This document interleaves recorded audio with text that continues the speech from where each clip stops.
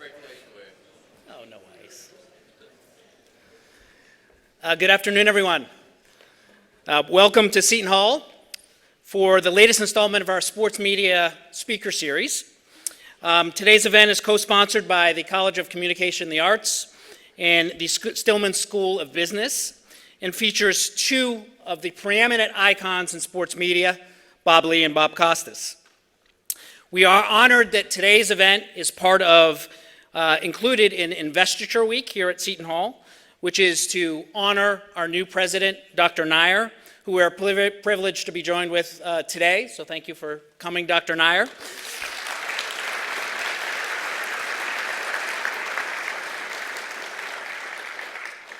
Today, as you all well know, is also Veterans Day, where we'd like to honor those who are currently serving or have served in the military. So if we have any veterans or current people in the military, if they could please stand and be acknowledged.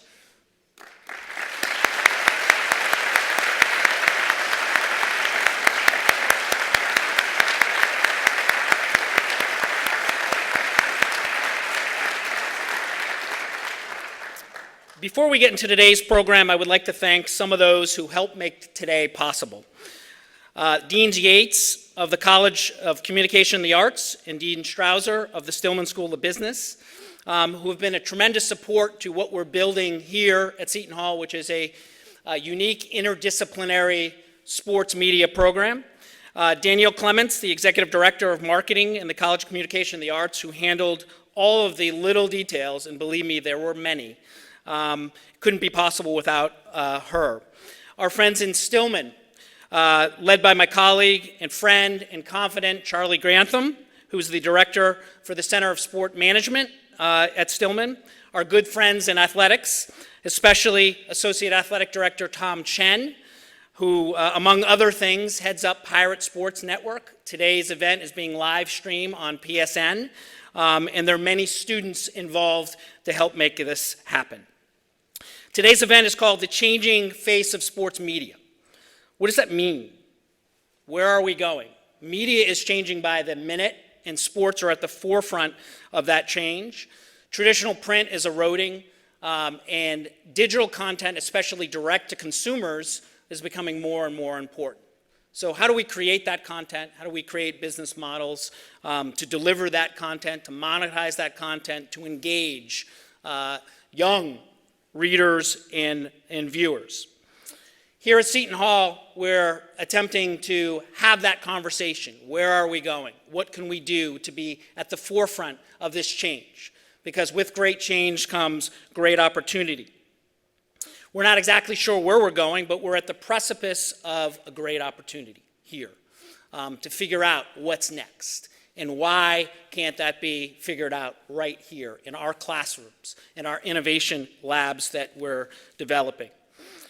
It all comes down to really three things: communication, collaboration, and innovation. And that's the base of everything we're doing. It starts in the classroom, where we're teaching our future leaders how to communicate, how to collaborate, how to talk to one another, how to do things together, and then finally, how to innovate. It really starts, with communication. You can't have innovation without collaboration. You can't have collaboration without communication. Those are the building blocks that we're building here. We're basing it in the classroom, right? With critical thinking, with history, with basic skills of how to communicate, how to create content on multiple platforms, how to build relationships, how to work together as one, right? It's not just us that are talking to our students. It's our students who are talking to us. And are we listening? Can we work together to create platforms of tomorrow? Facebook 15 years ago was an idea. Twitter was an idea that happened in innovation labs, right? So we're delivering that directly to our students.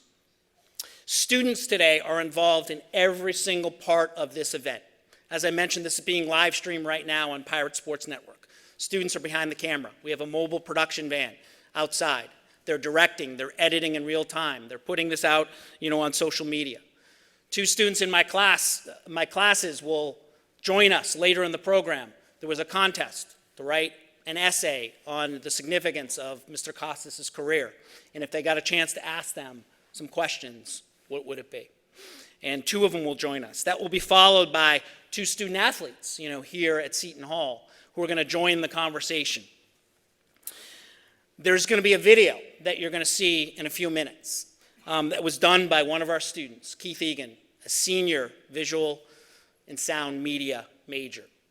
That video was executive produced by Bob Lee. So one of our students got to work directly with Bob Lee on this video that you're going to see. I'll let Mr. Lee tell you about that in a second. But first, I want to introduce one of our own, Seton Hall's Bob Lee. Mr. Lee embodies everything.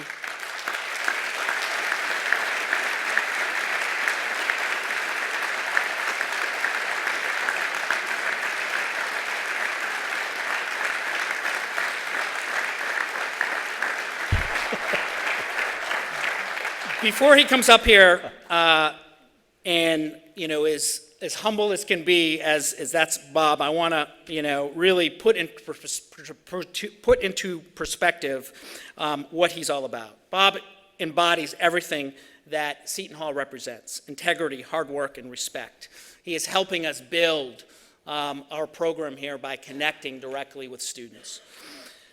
Over the last year, I've had an opportunity to work closely with Bob, and I'm proud to call him a colleague, a confidant, and most importantly, a friend. From the second you meet a person, that this is somebody you want to be involved with for a long time, a person you just click with. And that's how I felt, with Bob. We sat together for 5 minutes, and I knew right away, that, this, everything they've ever said about him, is absolutely true. There's no better journalist. He was ESPN's moral compass for the better part of 4 decades, best known as the host of Outside the Lines, which was journalism at its finest. He's won 11 Emmys, a Peabody and DuPont Award, among others. Most recently, he was inducted into the National Sports Media Hall of Fame. He's about to be inducted into the Sports Broadcasting Hall of Fame. But as good of a journalist and as talented as a broadcaster as Bob Lee is, he's an even better person. So ladies and gentlemen, please extend a warm welcome to our Seton Hall's own Bob Lee.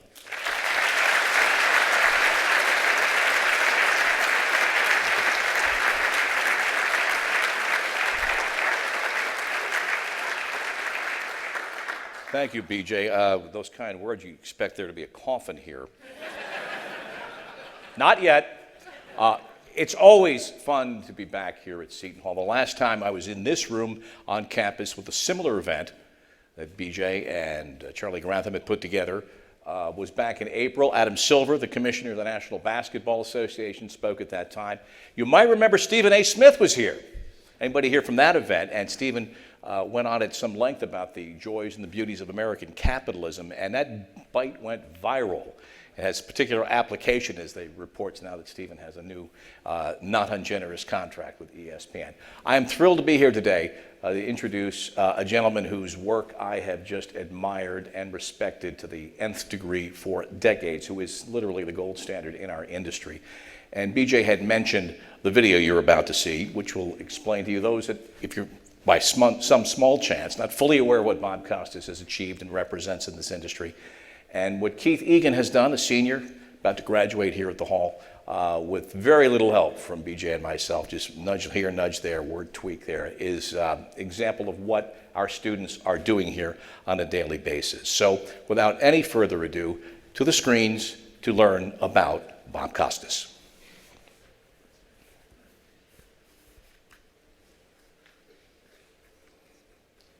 Everybody, I'm Bob Costas. This is the Larry O'Brien Trophy, named for the late commissioner, emblematic of the championship of the NBA. With over 40 years of sports broadcasting experience, Bob Costas is the gold standard. Super Bowl 46 will kick off at Lucas Oil Stadium. Greetings from the edge of the cupola just inside the home stretch here at Churchill Downs. Hello and Happy New Year, everybody.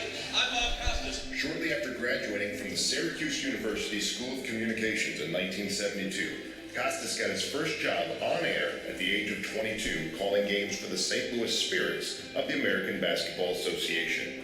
2 years later, Costas made another jump to CBS Sports, where he called football and basketball.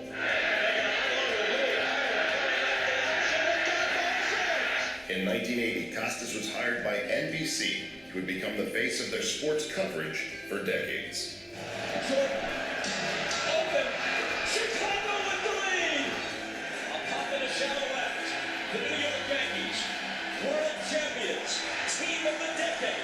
The entire NFL Live crew will be here to help us set the stage for the battle between the Bengals and the 49ers. For NBC, Bob Costas has been a part of 12 Olympic Games and the primetime host for 11, a figure unmatched in American broadcasting. Look who gets it next. It's the most dynamic figure in sports, a gregarious man, still exuding nobility and stature. This remains an authoritarian state with an abysmal human rights record. In the long run, is China's rise irreconcilable with America's interests? And in the long run, America better remain engaged with China and understand that we can have a cooperative and constructive yet candid relationship. Bob Costas has always maintained an honest position and has never let that change over the course of his career. Whether as a host, play-by-play, or journalist, he has always used his position to speak unapologetically on problems that matter. There is a gun culture in the National Football League. The game is unacceptably brutal. Washington playing Dallas here tonight. It seems like an appropriate time to acknowledge the ongoing controversy about the name Redskins. Costas has been recognized for his success and consistent model behavior in sports broadcasting, winning 21 Emmys, 8 National Sportscaster of the Year awards, and most recently being inducted into the Sports Broadcasting Hall of Fame. My primary thoughts tonight are thoughts of gratitude and appreciation for those I've worked for and with, and all the friendships, many of them spanning 4 decades. Now with the MLB Network covering the sport he loves most, Costas continues to embody intelligent broadcasting, using vivid language and descriptive imagery to convey sports' most impactful moments.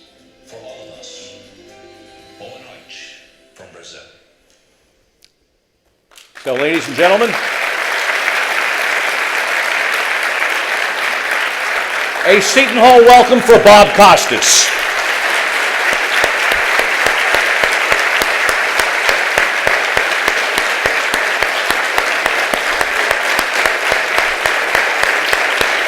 Thank you. Thank you, Bob. You get a standing ovation before you even have a chance to mess up. It's I pretty told good. you, it's a very hospitable place. It's the scenic gaslit village of South Orange. Let's start with the obvious. You and I have each taken a turn this year in our lives and our careers after about 4 decades where we had been. What strikes you about the sports media landscape and changes in your own life? I've been asked about that several times here today. What's been different? Well, all I did professionally, for the most part, there were a few little things here and there, but for the most part in 2019, all I did was call baseball games for the Major League Baseball Network, which is the only thing I have much interest in doing play-by-play of anymore. So I enjoyed that very much. I will probably, starting next year, go back to doing some of the long-form interviewing and commentary and journalistic stuff in other places that I used to do. But in 2019, I just wanted to have a year that didn't have all that much, didn't place all that many demands on me. My disappointment, and maybe some people here are interested in this, I wouldn't assume that the general public is all that consumed by my comings and goings, but the situation at NBC was, not to my surprise, widely misreported, because this, what I'm about to say, ties into the overall theme here, which is the state of the sports landscape, which has to do with the state of the media landscape. This is not unique to me or you. Almost anything which is of any public interest now goes into a distortion machine. So no matter how accurately and carefully it is reported or expressed to begin with, then it becomes like a high-tech game of the old kindergarten game of telephone, where it begins with the cat climbed up the tree, and by the time the last kid has the message, It was the boy killed the cat.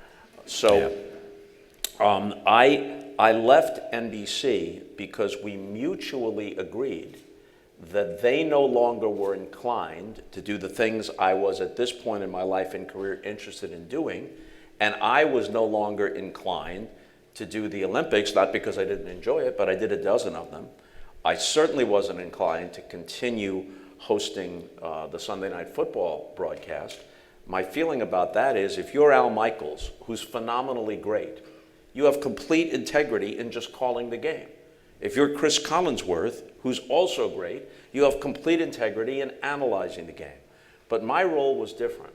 My role was to bring it on the air, to present it, and theoretically to do some commentary here and there. But if I was going to be hamstrung doing that commentary, when I couldn't forget about lifting up rocks and looking to see what was underneath them, when I couldn't just acknowledge elephants in the room, then it just felt to me increasingly uncomfortable. So I didn't want to do it any longer, but I also recognize that it's their shop and they have every right to put on any presentation they want. It was somewhat disappointing to me when I signed my last contract. It included the NBC Sports Network. The cable network was in its nascent stages then, and their idea was that I would have a program that would replicate the kind of program I used to do on HBO. And we did it for about a year and a half. The programs were very good and they were very well received. I can't prove it, but I think that some of them journalistically cut a little bit too close to the bone when it came to some of their partners, specifically the NFL. And without ceremony or further explanation, they just stopped doing the shows. Now, if those shows had still existed, even though the audience for them comparatively is infinitesimal alongside hosting the Olympics or Sunday Night Football or the Super Bowl, I would have been perfectly content to stay. But there was just no place for me to do the sort of thing that at this point in my life would be gratifying for me. But the way the media latched onto it, and it's understandable. Because the media is going for the easy, Yeah. digestible, 140-character explanation. That's right. Costas left. Why? Yeah, they want a flashpoint. And so it was that I wasn't on the 2018 Super Bowl. And they had already hired Mike Tirico, which was a great hire, by the way, as we both know.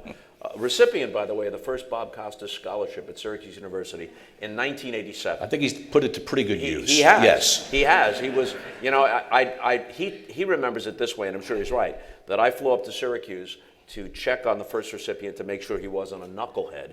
And certainly he was not a knucklehead, and he's one of the most versatile and talented people in the business. So they did the right thing in hiring him to succeed me in a host role and probably someday Al Michaels as the voice of Sunday Night Football. But the 2018 Winter Olympics, which was his first in Korea, was to start only 4 days after the Super Bowl. And he couldn't be expected to do all the preparation for that and then fly 14 hours across the ocean and deal with the jet lag. He had to be there. So somebody had to host the 2018 Super Bowl. A year before that was to take place, they thought it would be a good idea for me to host it. And I said, fine, if that's what you want me to do, I'll come out of mothballs and host that one Super Bowl. But then I wasn't running around town with a megaphone or riding it on a white horse, but when asked on cable programs or in a seminar, a journalism seminar much like this at the University of Maryland, when asked about the future of football, part of my response was that they have an existential problem with CTE and the very nature of the game. And in this atmosphere, those comments weren't confined to the people in the room, which was who I intended them for. They went viral. It made NBC uncomfortable, and they decided that I shouldn't host the 2018 Super Bowl, which didn't matter to me even a thimble's worth. I was just doing it because they asked me to do it. I'd been there, done that, didn't care. So I said, look, why don't you have me interview Roger Goodell on the Super Bowl? I'd rather do a real interview, a newsworthy interview, and heaven knows there were lots of issues and continue to be circulating around the NFL. Did you really think, though, there was a chance that, A, they would advance the request, and B, Goodell would say yes? I didn't think there was much of a chance on the second. On the first, I'm pretty sure what happened. They've always been honest. We've disagreed, but they've always been honest. At times we've disagreed. And I think they asked, and I think it went something like this. hey, Roger, if you want to do an interview on the Super Bowl with Costas, that'd be good. Nah, I don't want to do it. Okay, what's for lunch? There was no pushback, and there was no what I would do or like to think I would do in that position, which is, hey, we pay you billions of dollars, your league billions of dollars. Every third year we have the Super Bowl. You ducked us in 2015 at the Super Bowl, and every regular season since, Bob has politely asked, when do you want to do it? There's 18, 19 weeks in the season. And come December one year, the answer was, our fans are concentrating on the playoff picture. Like, there isn't enough coverage of the NFL, day in, day out, 365, that you couldn't spare 15 minutes at some point without the fans rebelling or being too distracted from the wild card race. So I pretty much knew that, they can get away with whatever they want. They can be as high-handed as they want. But my point is that I would rather have done a legitimate interview with Roger Goodell than hosting the whole 6-hour extravaganza, which they presented to me as, you're no longer the right guy because it's a day-long celebration of football.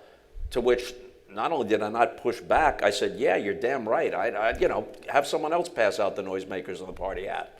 That's not my role any longer.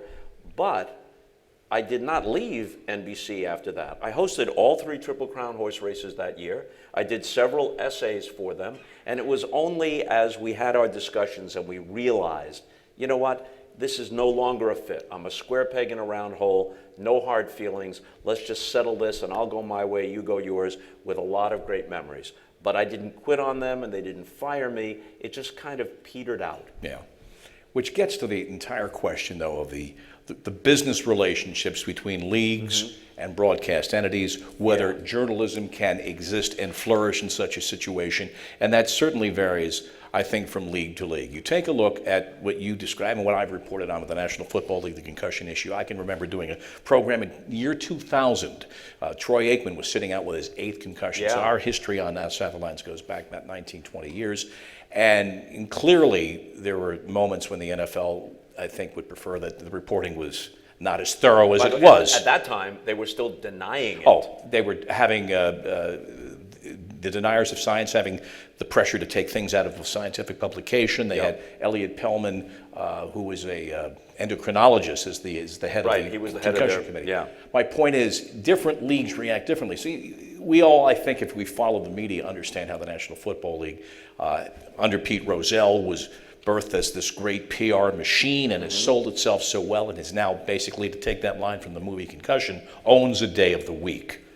Then you look at something like the NBA in China, which just dropped a month ago, Daryl Morey's tweet, and how Adam Silver and the NBA, after a rocky start, I think that first couple of statements, and then within 24 hours, I think they got their public relations and principled footing. Very different league, very different players, very different scenario.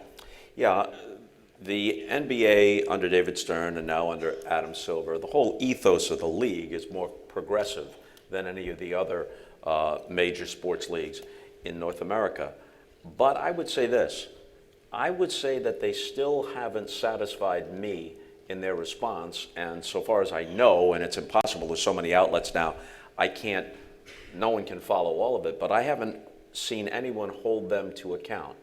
Their story, at first they fumbled it, but then the story became, we stand by all of our people, be they players or whatever the relationship is with the league, their right to free expression, their right to free speech. That's a core value of the NBA, and that's as far as it went, and they weren't pushed any further. But that comes fairly close to the famous Voltaire statement, I do not agree with what you say, but I will defend to the death your right to say it. But wait a minute. Now you can debate whether it does anybody any good to put your every random thought out on Twitter. Daryl Morey wasn't going to change the direction. By the way, it doesn't. It doesn't. No. It doesn't. It's often just a high-tech version of a bathroom wall, but we'll get to that later. Sure. At a gas station, not your home bathroom. So Daryl Morey was not going to in any way positively influence what's going on in mainland China or in Hong Kong with his tweet. But nonetheless, if free speech is a core value of American democracy and therefore of the NBA. So too is human rights, basic human rights. So not only in this case, no matter where you are in the political spectrum, not only did Daryl Morey have the right, but how was he not right? And Adam Silver, and no one I know in the NBA, has said that forthrightly. What I would prefer to have them say is, look, it's a complicated world. We have economic involvements with nations and entities across a spectrum. I mean, Russia provides all kinds of players for the NHL. There's no problem with that. We don't have to think that Vladimir Putin is a good guy to have no problem with Alex Ovechkin. We understand that. All right, so China's a huge market for the NBA.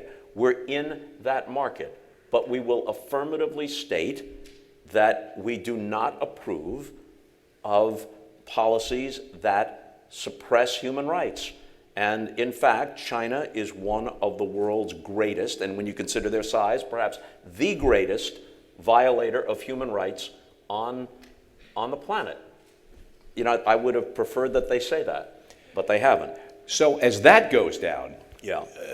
immediately, who's the most prominent voice of the NBA? Well, yes, financially and realistically on the spreadsheet, it's Adam Silver, but in the culture, it's LeBron James. Yeah. And so the clock starts ticking. What is LeBron going to say? I would suggest LeBron could have used a little bit better support and staff work around him when he did make his statement, but he also did put it back on the commissioner, saying, where are the players in this? And then it opens the players up to their scrutiny of, players are so forthright on existential issues in American society. All right, well, we know you've got this Chinese market waiting to be fully exploited in an economic sense, and Nike dollars at the ready. Why aren't you speaking now? And so it opens the door to the charge of hypocrisy. And you look across the sports media waiting for a thoughtful exposition on all of this, and you don't see a lot of it. You know, and they leave themselves open, usually to kind of the Fox News crowd, those types. They leave themselves open to a charge of hypocrisy. You swallow your tongue on China, but you take the NBA All-Star game out of North Carolina because they don't have transgender bathrooms. Now, I'm not saying the transgender issues are not legitimate issues, but on the scale of human rights violations, political correctness aside, these things are not remotely equal. So if you're upfront on one, you could at least make a forthright statement on the other. And LeBron, who I give tremendous credit to for the work he's actually done, he's put his money where his mouth is. That school is incredible. Incredible, right? And I think he's right about a lot of things. And I think he would also be right to say, look, I have a greater feeling for, and I believe I'm better informed about domestic American issues.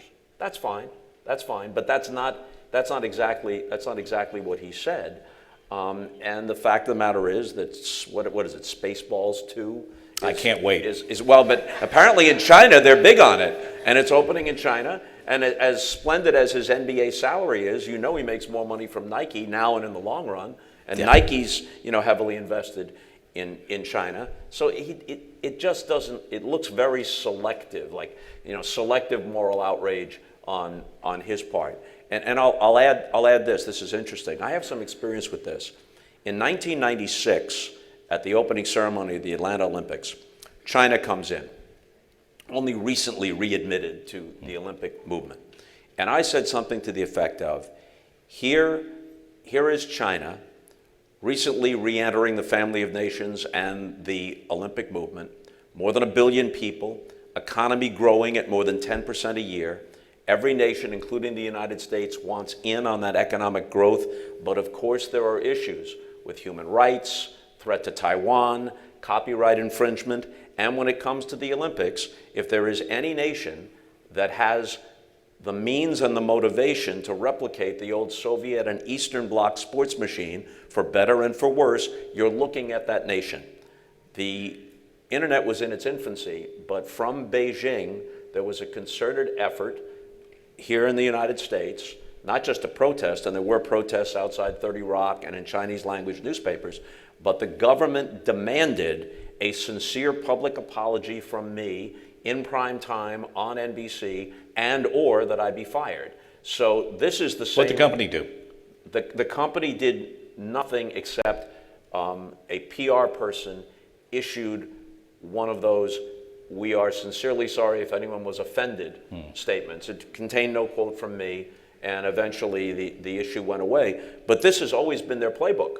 I mean, look what they said with regard to Maury and the Rockets. We do not recognize a right to free speech when it comes to sovereign nations. Really? Well, screw you. We're the United States of America.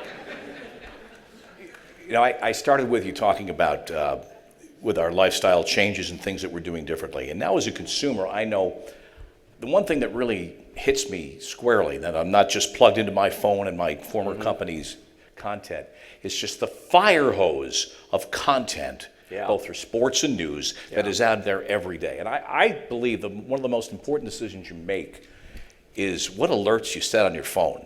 I think you could sit around and consume thoughtful, intelligent media all day, and you look up and it's dinner time, and your bagel is still sitting there from breakfast. So what do you do? And so we try, you know, everyone in this room, I think, manifestly is I think, smart because they came to see you. And I'm Or they're bored. Yeah, no.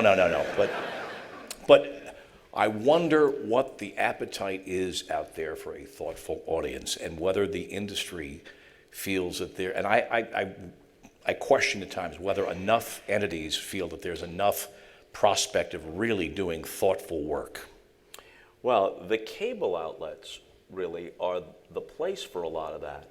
And we know that ESPN all day long has programs debating such questions which they make up, you know, like I'm shocked. Like in May, in May, the sound isn't even on. You're in the gym or something, and you see here's the question: who's under more pressure, Jason Garrett or Dak Prescott? Debate. You know, and they will for the next 15 minutes. All right. We know that the airwaves are filled with that, but still, there's E60.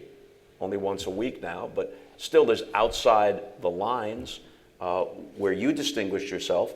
There's a place for it. There's 60 Minutes of Sports is on the CBS Sports Network. You got to look for it. Okay, you're not going to be alerted to it necessarily. You got to know where it is and seek it out, but it's there, and it's 60 minutes. It's 60 minutes quality.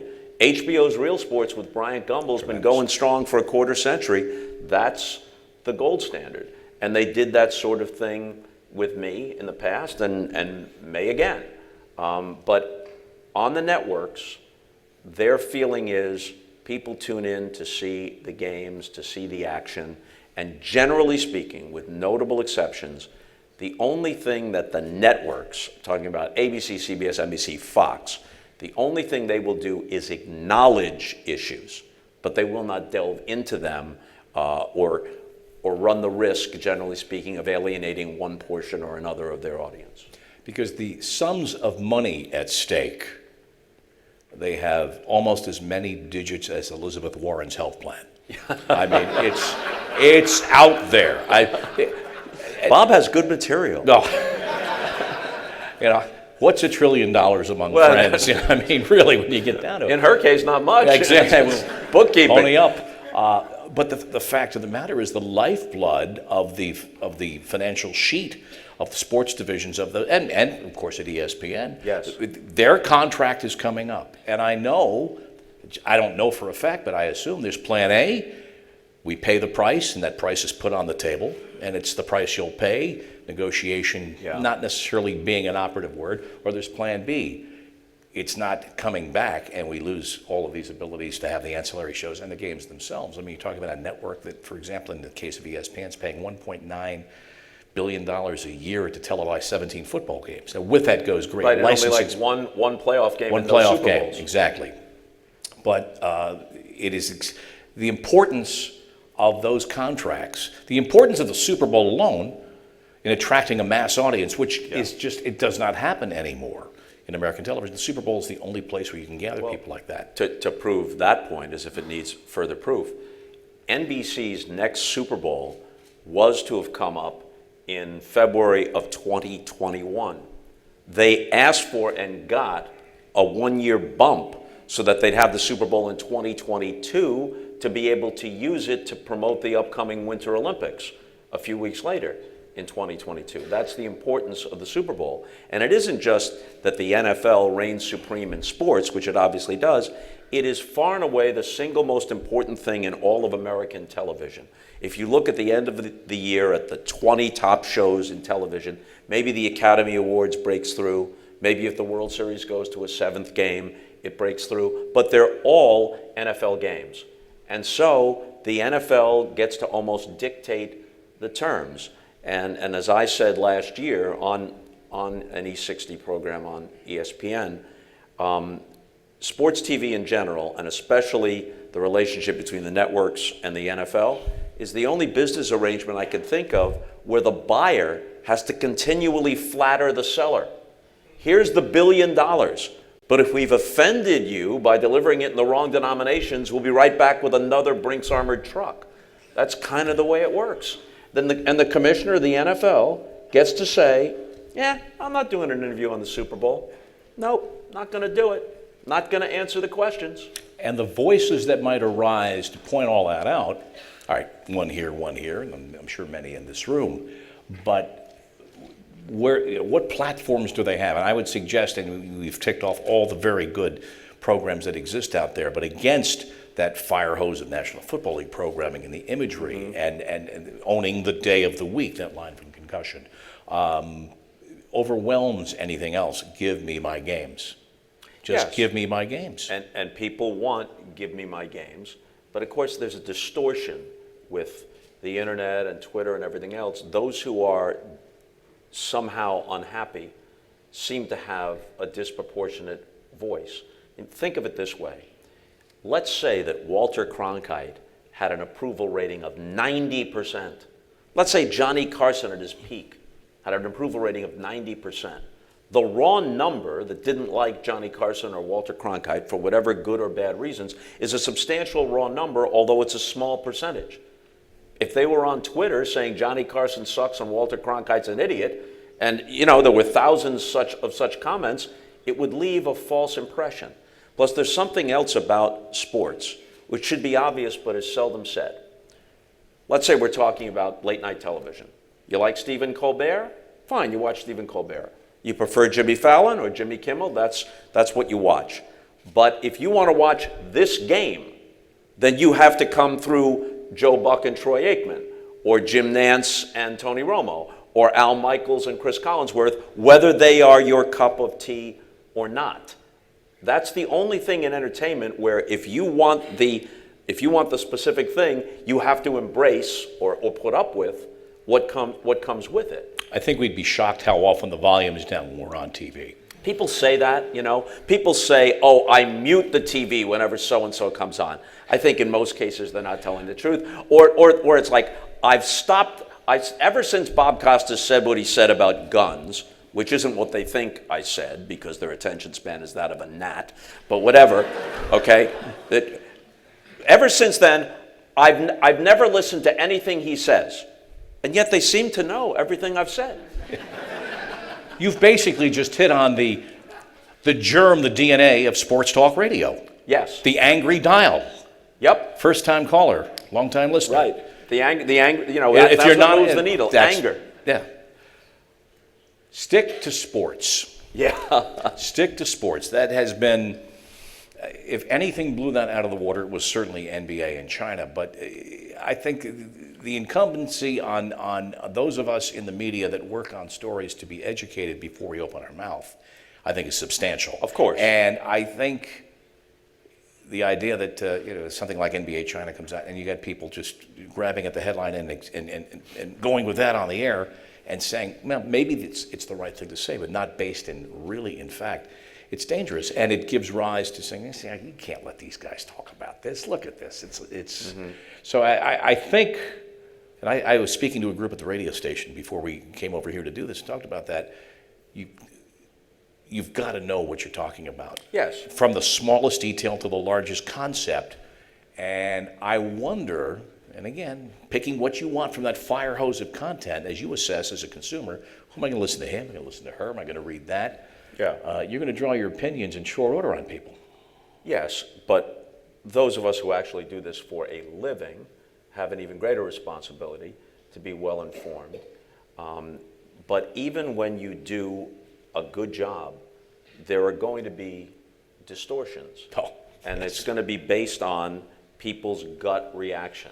So, stick to sports says, and generally that comes from, not always, but it comes from a right of center crowd because they don't want these social issues to be addressed. Or, as Laura Ingraham famously said, first it was shut up and sing, and then it became shut up and dribble, because these people are not qualified. And yet, notice, okay, when you are saying what they want to hear, the floor is yours. The floor is yours. Kurt Schilling is on Fox. Bobby Knight has been on Fox. I happen to like Bob Knight. I mean, not everybody does, and I've gotten along with Bob Knight through the years, and there's a lot about him to respect mixed in with, it's a complicated situation.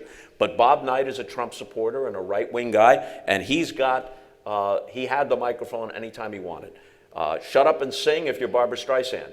But John Voight, fine actor in his day, who has been on Fox's air proclaiming that Donald Trump is a deeply honorable man and the best president since Abraham Lincoln.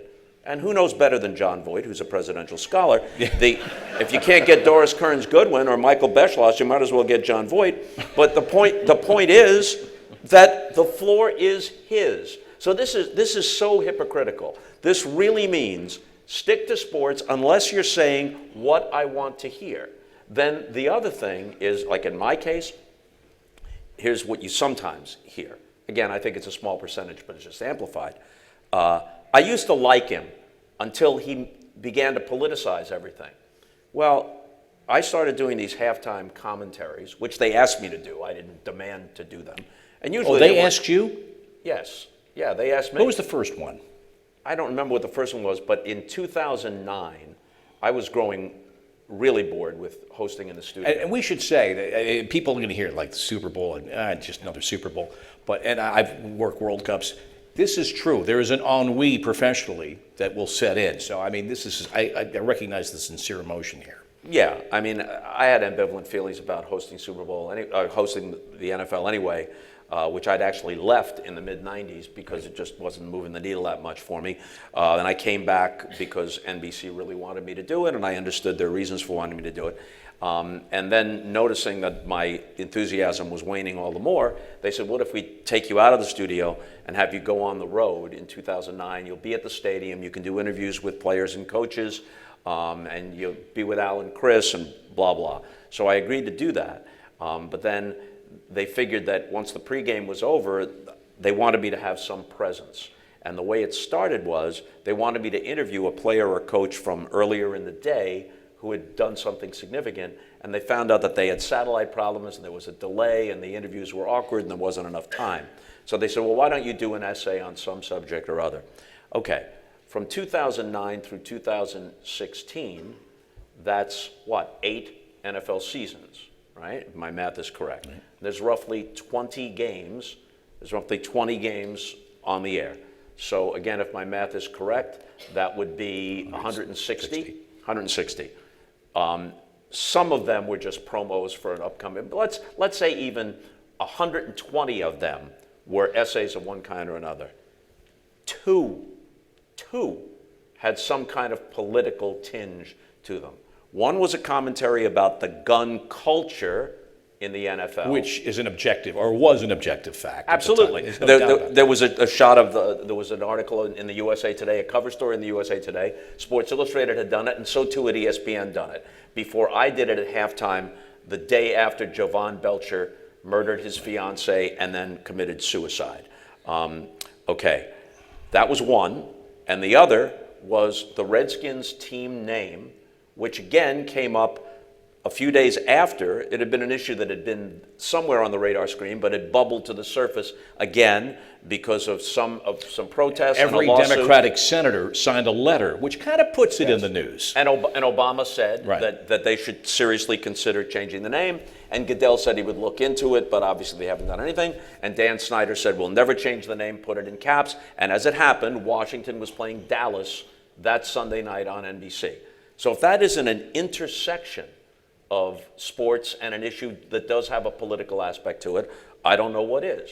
And so I did that commentary, which was much more measured than people who fly off the handle. They thought it was, well, I'm bowing to political correctness, and I went out of my way to stipulate that I thought in most cases political correctness was dubious at best and ridiculous at worst, but in this one case, get a dictionary. I consulted 5. Every dictionary defines Redskins as pejorative, offensive, A slur. Yeah. every one. Take other nicknames associated with Native Americans, chiefs, braves, warriors, or even tribal names, which usually are appropriated after consultation with the Seminoles, the Chippewas, local tribes, whatever. They are not by definition insults. Some may object to symbols or rituals, but by definition, they are not insults. By definition, Redskins is an insult. I also went out of my way to say, look, I'm sure that 99% of people who root for the Redskins or use the name intend no offense. They took offense because they inferred that I was saying that they were bad people or bigots. I wasn't saying that. I was saying take a step back. In 2013, would you name a team the Redskins? And if you did, tell me what the equivalent would be if applied to African Americans, Asians, Hispanics. Just tell me. I wasn't saying that this is the most important issue facing Native Americans. They themselves would tell you it's well down the list. But tell me, what sense does it make to use this name? Now, whether you agree with me or not, it was certainly not a shoot from the hip commentary. And more to my point, 2 out of 120. And yet I guarantee you there are people out there who sincerely believe that I was constantly injecting politics when I'm trying to watch the game. But here's another point that should be readily grasped by someone with the intellect of a 12-year-old. I'm on the pregame and the halftime. I'm not costing your attention for one play. And when I do play-by-play of baseball on the Major League Baseball Network, there are no mentions of political issues. I might mention, because it's relevant, if a pitcher's from Venezuela, that he's concerned about getting his family out of a nation that's in turmoil. But that's a parenthetical aside that has bearing on what's going on. It's not taking a political position. And yet, it's just an example of how, in this world, people hear what they want to hear, and it's constantly reinforced because they never have to go to someplace where they'll hear evidence to the contrary. Every night they retreat to the cable network That's that right. reinforces on the left, right, or if you That's can right. find anything in the center, their particular point of view. You know, talking about that nickname, we did an hour special on it. I did a commentary. I kind of slapped both sides in it. I was on with you, I think. And that you show. were, Yeah. and you did a hell of a job. Thank you. Yeah. That was a great time. Even though, what I really remember is a time when Marty Glickman passed away, and you and Marv came on the show, Yeah. and that was a mitzvah. Thank you. Marty was great. It was the best. Where was I going on that? And we spent a lot of time on this, and I resolved to not use the word Redskin as best I could. I had this conversation with Mike Tirico, and he has his own feelings on the matter. And when you script a show, you can do it, but it's so ingrained in your habit. You try to, make it. And I did not feel like getting up on a soapbox saying, I'm not using this word anymore. Like, no, my decision, it's an uncomfortable word. Let's just not use it. But I'm telling you, in the course of a ad-lib program or discussion, it is very difficult to break that habit. It is. I think I've substantially broken it, but I'm sure I've slipped from time to time. And if you're addressing the issue, you have to use you have to use the word. And there are also convenient arguments that people use. Here's something. This is generally true. It's not unique to me or to Bob, and it's not unique to sports issues.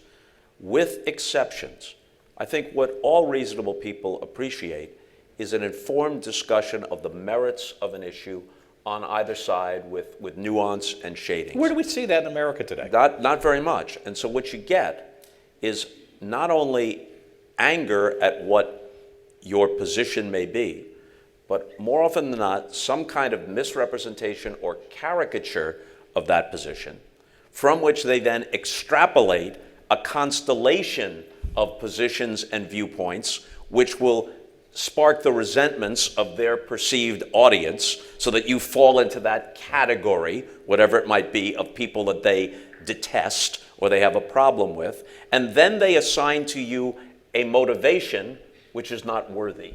It couldn't be that you actually think, oh, you're trying to call attention to yourself. Now, how much of this is all happening on Twitter?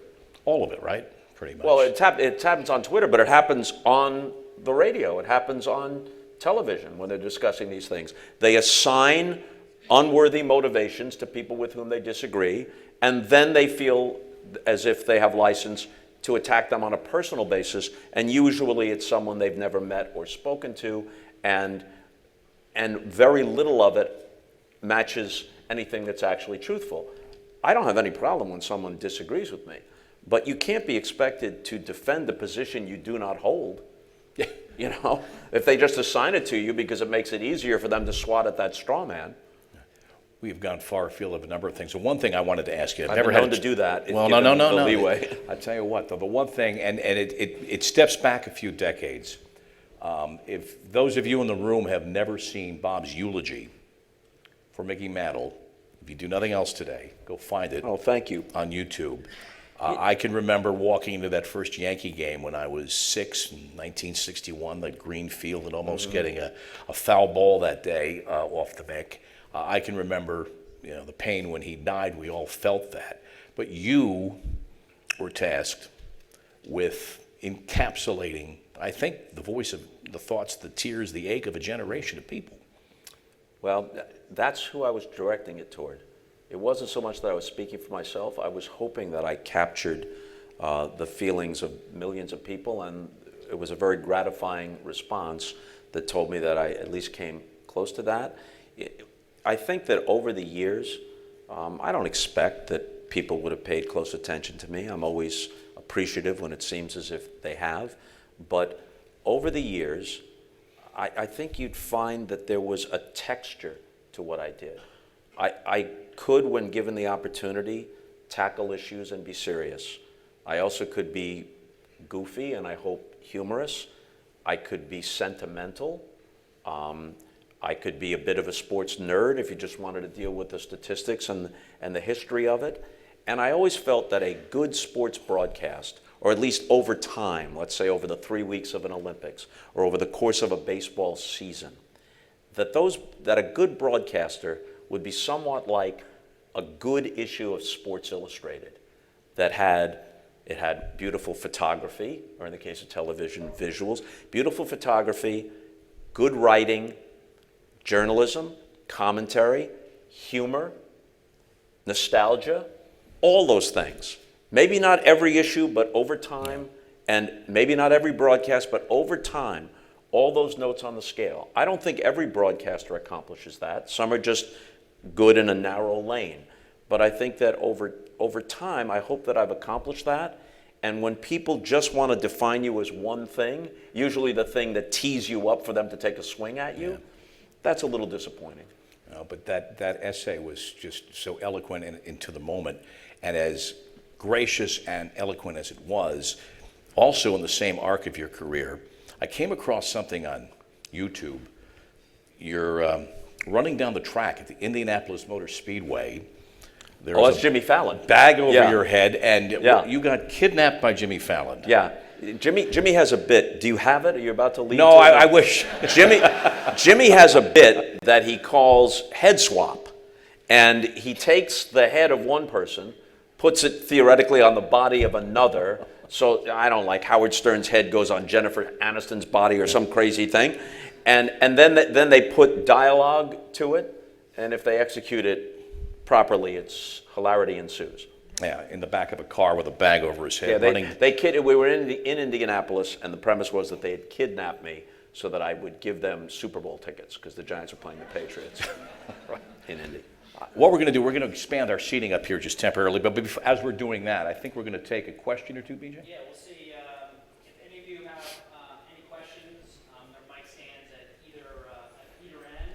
We're going to have more time for Q&A after. We're going to bring up two of our students, as I mentioned. In my sports media class, I mentioned to our very engaged students that Costas was coming in, and their eyes got really, really big.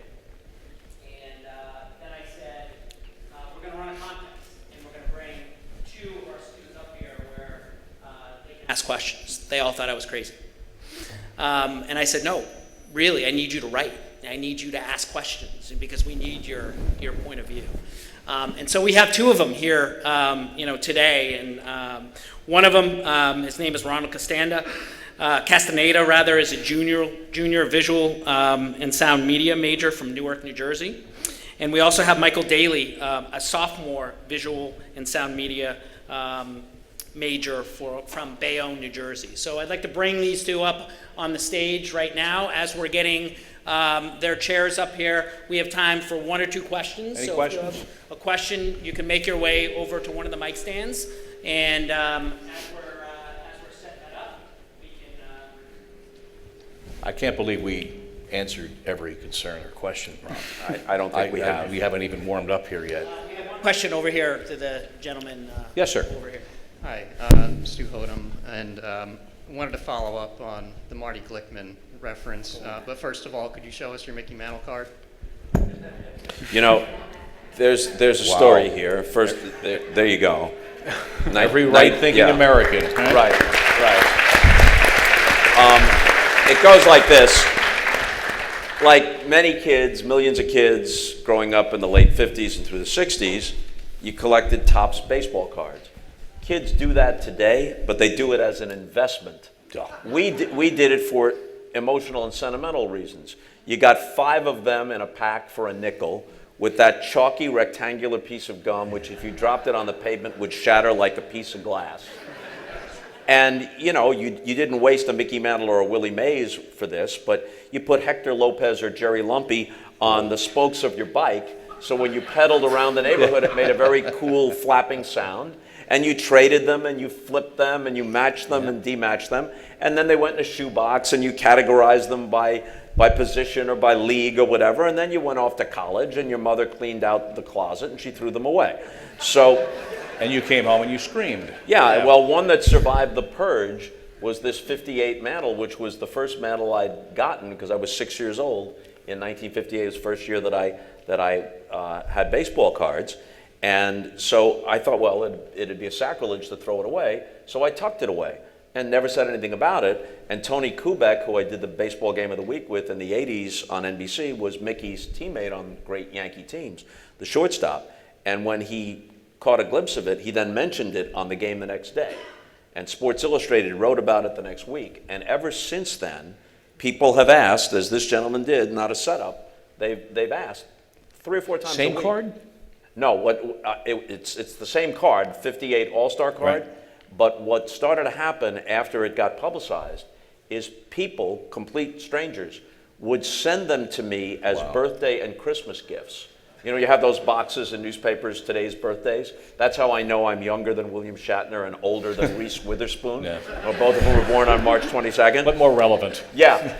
But in any case, so I probably over the years have gotten a couple dozen of them, and when this one gets too dog-eared, and I've got a few of them that are laminated, but when this one gets too dog-eared, then I'll exchange it for another one. But I can't go anywhere. And they always say I keep it in the wallet, but actually if I have a suit on, I'll put it here because you can reach it more readily. But even if I'm in like jeans and a t-shirt, I'm just going to get a cup of coffee, I have to tuck it in my back pocket because a few times I've bumped into somebody and says, oh my gosh, I don't have it, and the guy thinks I'm a fraud. So, can't be done. Turn it over to our Was there a question? Or was that was it? Okay, thank you. Oh, Marty Glickman.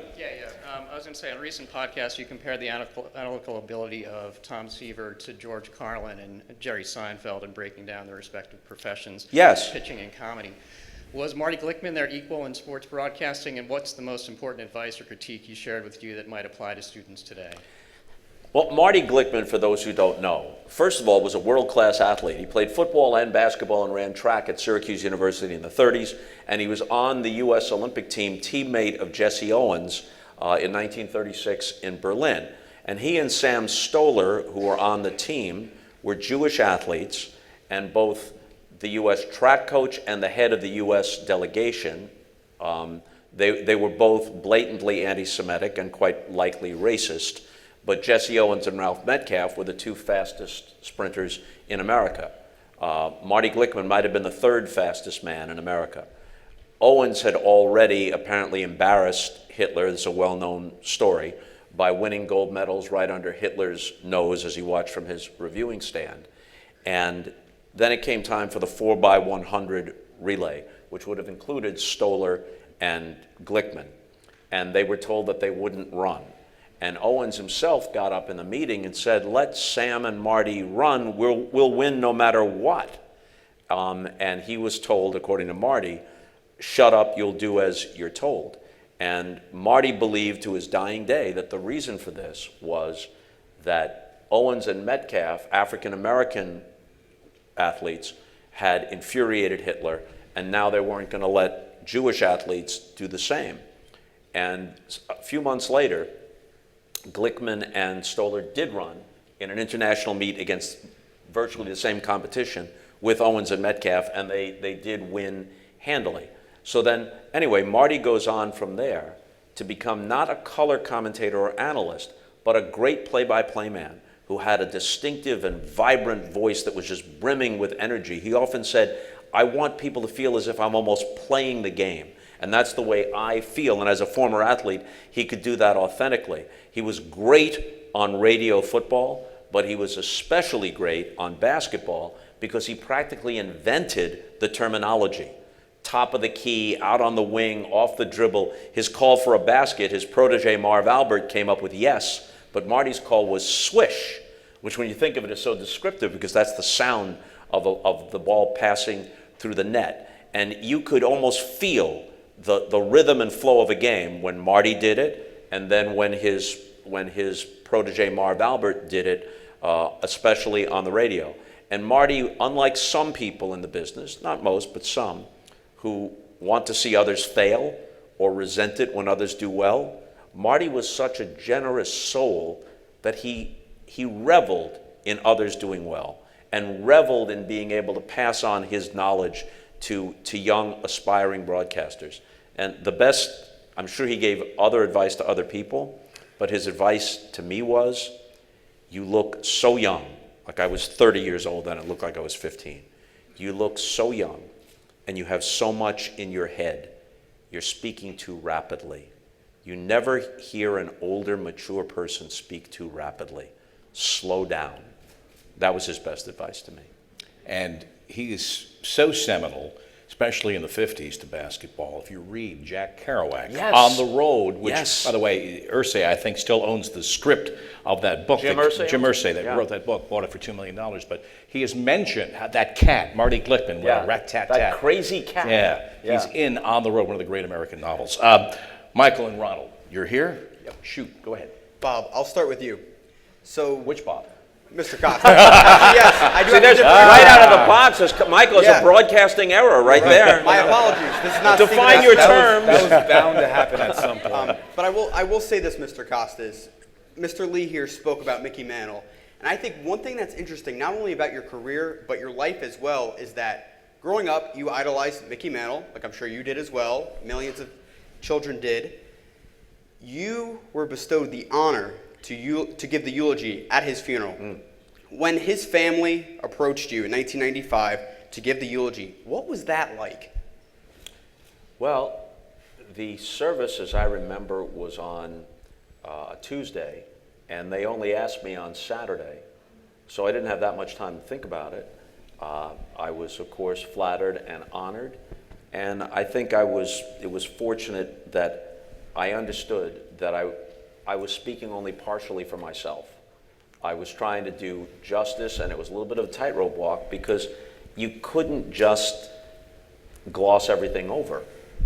Mickey himself had acknowledged the conflicts in his life and the regrets and the shortcomings. So you had to figure out a way to delicately acknowledge that, but at the same time, not to gild the lily, but just to honestly lift up what he was at his best and what he meant, whether he realized it or not, what he meant to a generation of baseball fans. And I think that insight that was where I should go was what guided me. So sports has constantly been regarded as a microcosm of life. Both of you are prominent figures in the media, so what do you feel is the media's role within that microcosm? I'll defer to this Bob. Well, we can't just stick to sports. We have to do what we do outside, off the field, as I said earlier, with preparation, thought, context, and accuracy. I think we see so often that sports is an analogy for various things in life. You know, there's a poetry about sports. There's a mythology we want to embrace. And baseball is handed down from generation to generation. Football imparts great values. Now, there are other issues with that sport. And so there is a nobility there. There are stories to be told. And I think it's a sanctuary. And I think it still remains. All the things that Bob and I have talked about up here, and obviously the headlines suggest, that still you can turn it on or you can go to an event. I mean, I'm a Mets fan. I'm sorry, but I confess, I cop to that. And thank you. There aren't many of us. But being at one of their few memorable games of this year before eventually it all receded again, as it always seems to, into a miasma of horror. But sitting there on that Saturday night game when they beat the Nats, and I'm not celebrating the Nats championship as part of the NL East. No, I am going to do that. That was an amazing game. It was, yeah. Saturday night game, Yeah, City Field? incredible game. Yeah. And it's a community of people. And, you know, you're sitting there and you're sharing and you're high-fiving strangers, and it's what the moment brings you to. It's what sports can be, even when the ideal, maybe once that 27th out is recorded, all right, we're back to real life. From the confines of the moment, you can enjoy it. And it is a refuge, but it's also a place where there are hard stories, and you have to pick and choose the times to concentrate on each. But it teaches us all something about ourselves. I agree with every word Bob just said. And if the games were not engaging, if they weren't in some sense appealing, in different ways, we overlap, but we don't all enjoy it in the same way exactly, but there's a whole lot about it to enjoy, and it connects us. It connects generations, it connects fathers and sons and mothers and daughters. There's tremendous value there. I don't see how anyone could listen to Bob or listen to me and think reasonably that we don't love sports.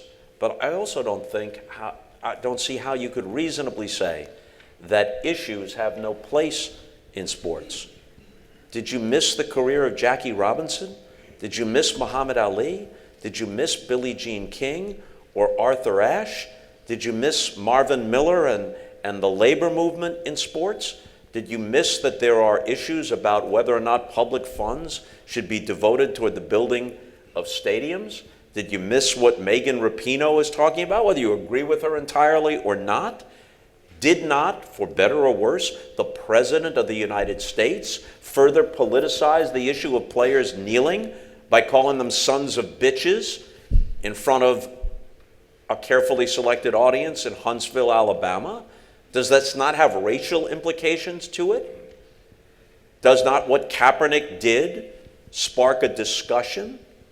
You don't have to fully embrace Kaepernick. You don't have to. It's out there. The NBA in China is out there. On the Olympics, I would say that if 1% of what I addressed had something to do with something other than the events, the athletes, the results, 1% would be probably the amount. But that 1% is important. How can you do an Olympics from Beijing and not acknowledge that while the society is modernized, as I said to George Bush in that clip, they are still an authoritarian society with a horrible human rights record? We opened one night, and I give Dick Ebersol credit for this, he ran NBC Sports, one night we opened the broadcast from Tiananmen Square. They let you do that? Yes, just a reminder of where we are. If you're going to say, hey, look, here's the Great Wall, well, here's Tiananmen Square. And a lot of the things that I've cited, despite how some people may characterize any of us, and at opening ceremony, I forget which Olympics, Saudi Arabia comes in, and I say, the IOC has stated that its objective is to reach a 50-50 composition, female and male athletes. Therefore, worth noting, not a single woman is part of the Saudi Arabian delegation. Athlete, official, that's it. Factual. Just factual, just an acknowledgement, okay? Fox, at the World Series Game 5, Trump is in attendance. They put him on the big screen during a commercial, I think in the third inning. It was immediately met by thunderous boos, followed by chants of lock him up, lock him up. Now, you know that within seconds on social media, that's going to be everywhere. You know it's going to be all over cable news and talk radio and in the newspapers the next day. Fox News did not acknowledge it, but I would have... Fox News or Fox Sports? I'm sorry, Fox Sports. Yeah. Fox Sports, Yeah. doing it again. Did not acknowledge it. I don't know what the reasons were behind. They did not acknowledge it. Not only should that have been acknowledged, but this weekend in Tuscaloosa at the LSU-Alabama game, where he received a very favorable reception, that should also be acknowledged. It's just factual. When the IOC would not acknowledge at the opening ceremony the 40th anniversary of the Munich massacre in '72, I took it upon myself to mention that when the Israeli delegation came in. Is that a left-wing position, or is it just a common sense position? Is what I said about China a left-wing position, or is it a common sense position? But these things intersect. They inevitably, occasionally intersect. The place to discuss them at any length is not in between ball one, strike two, or when somebody goes to the free throw line. But on programs like yours, or on pregame shows or halftime shows, the NFL has a problem with domestic violence. If the Cowboys a few years ago signed Greg Hardy, a loathsome character, who not only was guilty of beating up his girlfriend, but he had literally had an arsenal spread out on the couch, assault weapons and everything else. Is that not to be acknowledged? You know, and these people who say, oh, I'm just trying to watch the game, they're very often the same people who complain with justification about snowflakes on campuses. Oh, you can't put up with anything that disturbs you, that disquiets you, but you can't put up with 2 minutes about the darker side of something in a 3.5-hour presentation? Get over it.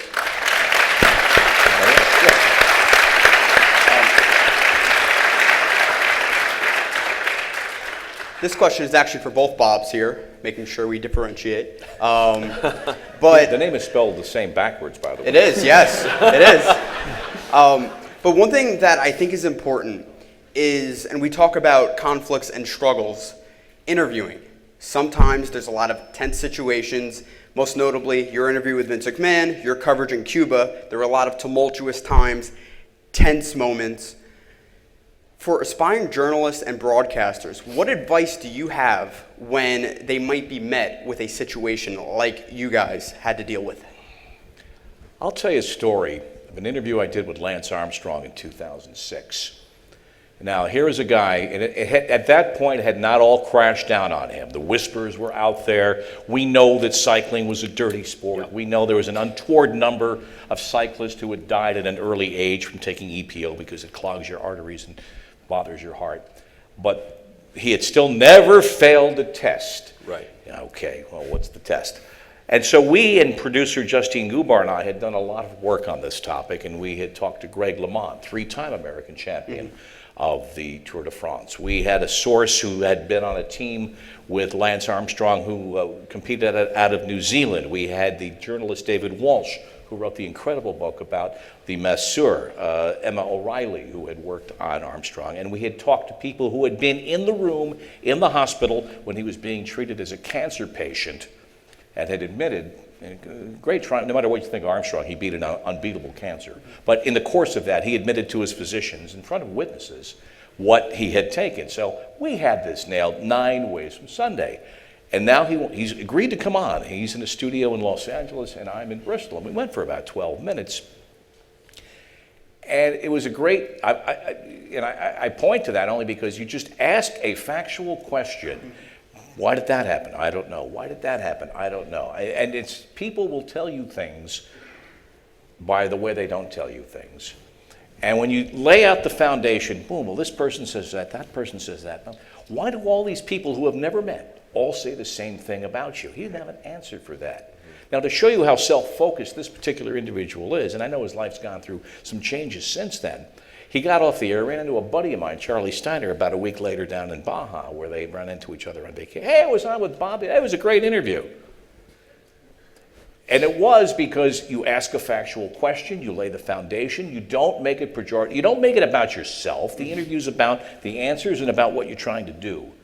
And so if there is a tension in the air, I'm just asking a factual question. You don't make it what we call a loaded question. Get the value out of it. And you're not there to make friends. And the interview's not about you. There are some programs where the interview is about the interviewer, and you can watch and see how that's done, the way they edit it. The interview's about the viewer and what you're going to come away with in terms of an impression, and you make the decision how forthcoming was that person. Yeah, well said. You need to be prepared. First of all, you need to be prepared, so that if you're challenged beyond the question itself, you need to have some knowledge beyond that question in case you have to go to point B, C, or D. You have to be sure in your preparation, but especially in a long form interview. Now this varies, most of what you did, not all, newsmaker interviews. Right. I've done a lot of both, so you could be sitting talking with Bruce Springsteen about his career, but you still can't be, you have to be well prepared, but you can't always do the interview, or for that matter, the broadcast that you bring to the booth for a ball game. You can't do the broadcast or interview that you brought in your briefcase 100%. You can't be locked into it. You have to be nimble enough to be spontaneous and go in whatever direction either the event or the conversation takes you. So if you think that question 3 is what you're going to ask after question 2, but halfway through the response to question 2, the person says, that was before I ran into Eva Braun in Argentina, you'd better be willing to follow up on that. Right. You know? And nimble enough to do so. And actually, if I may, a lot of times when you're preparing for an interview, you have your set list of questions, but also I think the important thing is listening, especially for an interview. You have to Do listen. you know how many people conduct interviews that never listen? Yes, a lot. There's a lot. An uncommonly large number. Yeah. Most important question you can ask in the middle of an interview when you hear something interesting, 3 letters. Why? I'm telling you, you unlock people with that question. You get to the germ of their thinking. You mentioned Vince McMahon. When I interviewed McMahon on HBO in either 2001 or 2002. 2001. 2001. Don't mess with this guy. I'll take your word for it. He's come prepared. First of all, it's HBO, so there's no commercials, all right? It was scheduled for 15 minutes. Ross Greenberg is in my ear saying, keep going, this is good television. And it was 27 minutes of almost unremitting tension. And in retrospect, especially then, he wasn't used to doing real interviews. He was used to doing these staged WWF then interviews in which he could play his Vince McMahon character. And I was asking him legitimate, straightforward questions, first about the XFL, which was one of the great disasters in the history of sports and of television, which was fresh in everyone's mind then, and then about the changing tone of the WWF. When we were young, watching wrestling, it was sort of it was a lovable, tongue-in-cheek soap opera. Yeah. Haystack Saturday mornings. Right, Saturday mornings. Bruno Sammartino, Bobo Brazil, the lovely Miss Elizabeth, who was like, a damsel in distress tied to the railroad tracks. But it wasn't this kind of steroid-infused, crotch-grabbing, women-denigrating, just assault on the senses, which is what it had become. And so I challenged him on all that. And Vince is not stupid. And if you read a transcript of that interview, I think many people would call it a draw.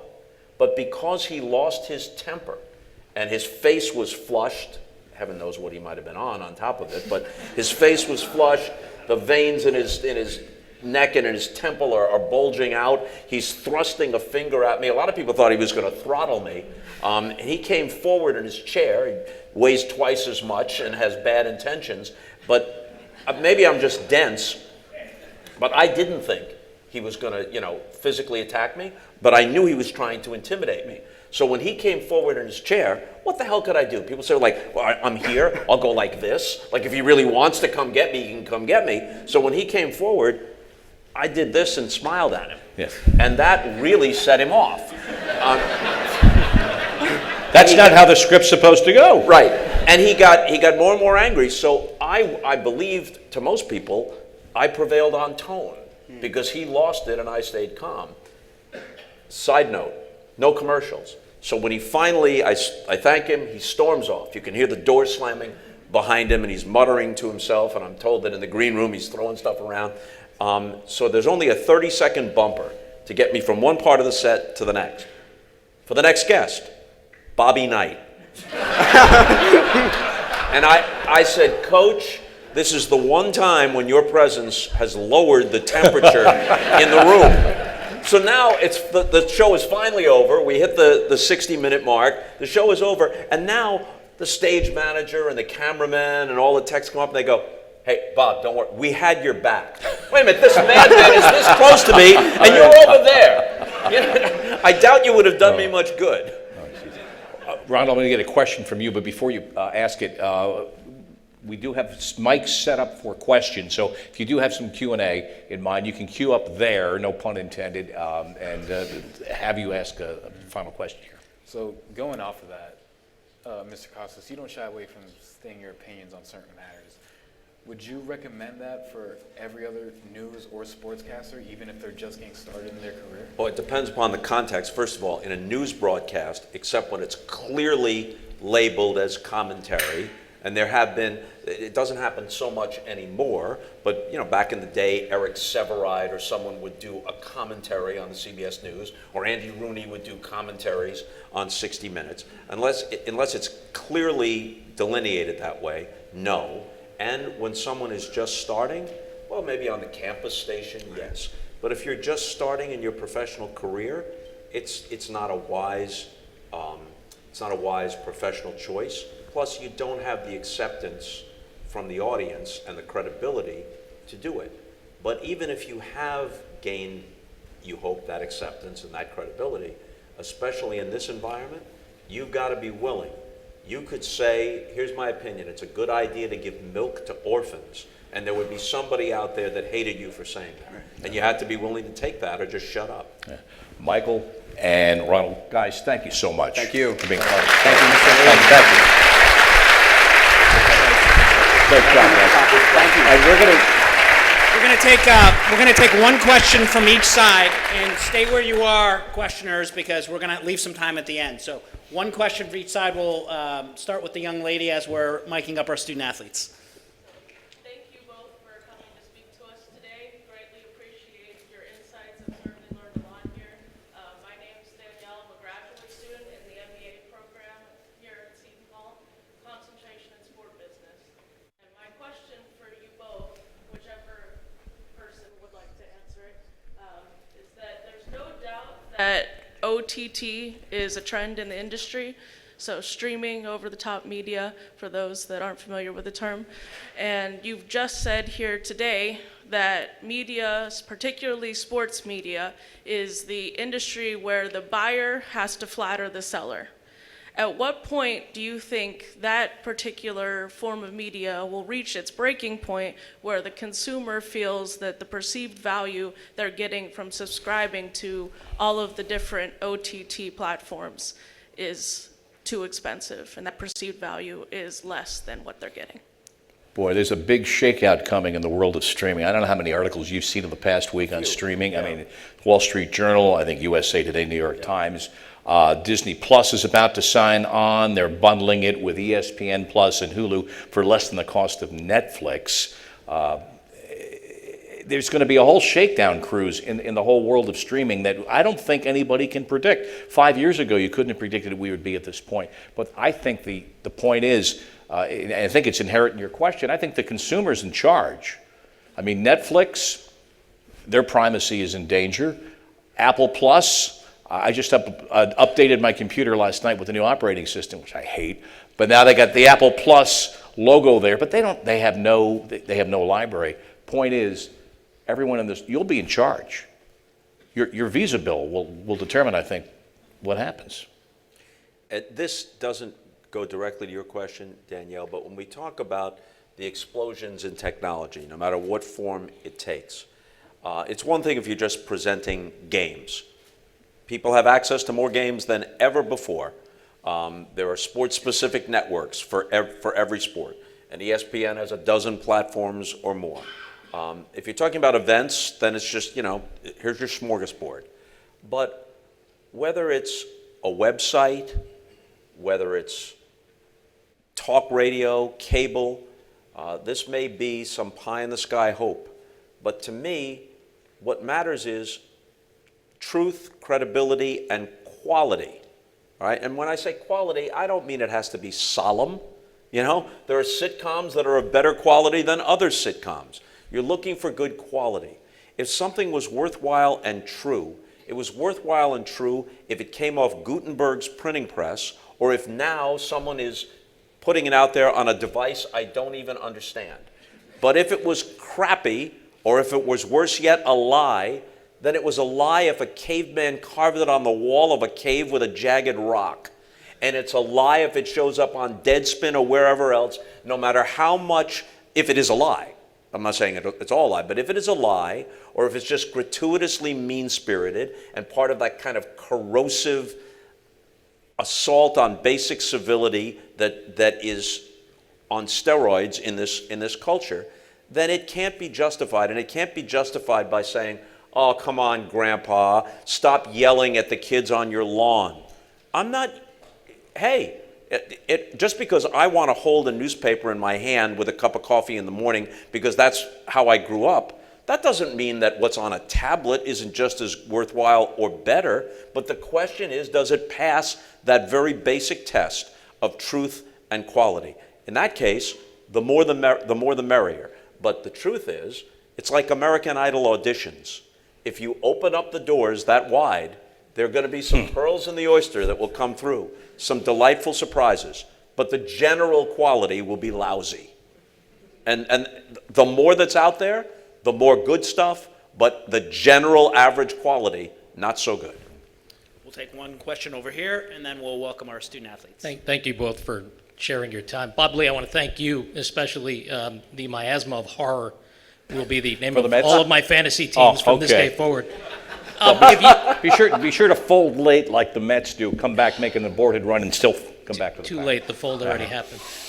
Can you guys, if you would please, both impart to the budding sports broadcasters and sports journalists here some nugget that might help them, Mr. Costas, in your words, to become an oyster, a pearl rather than an oyster?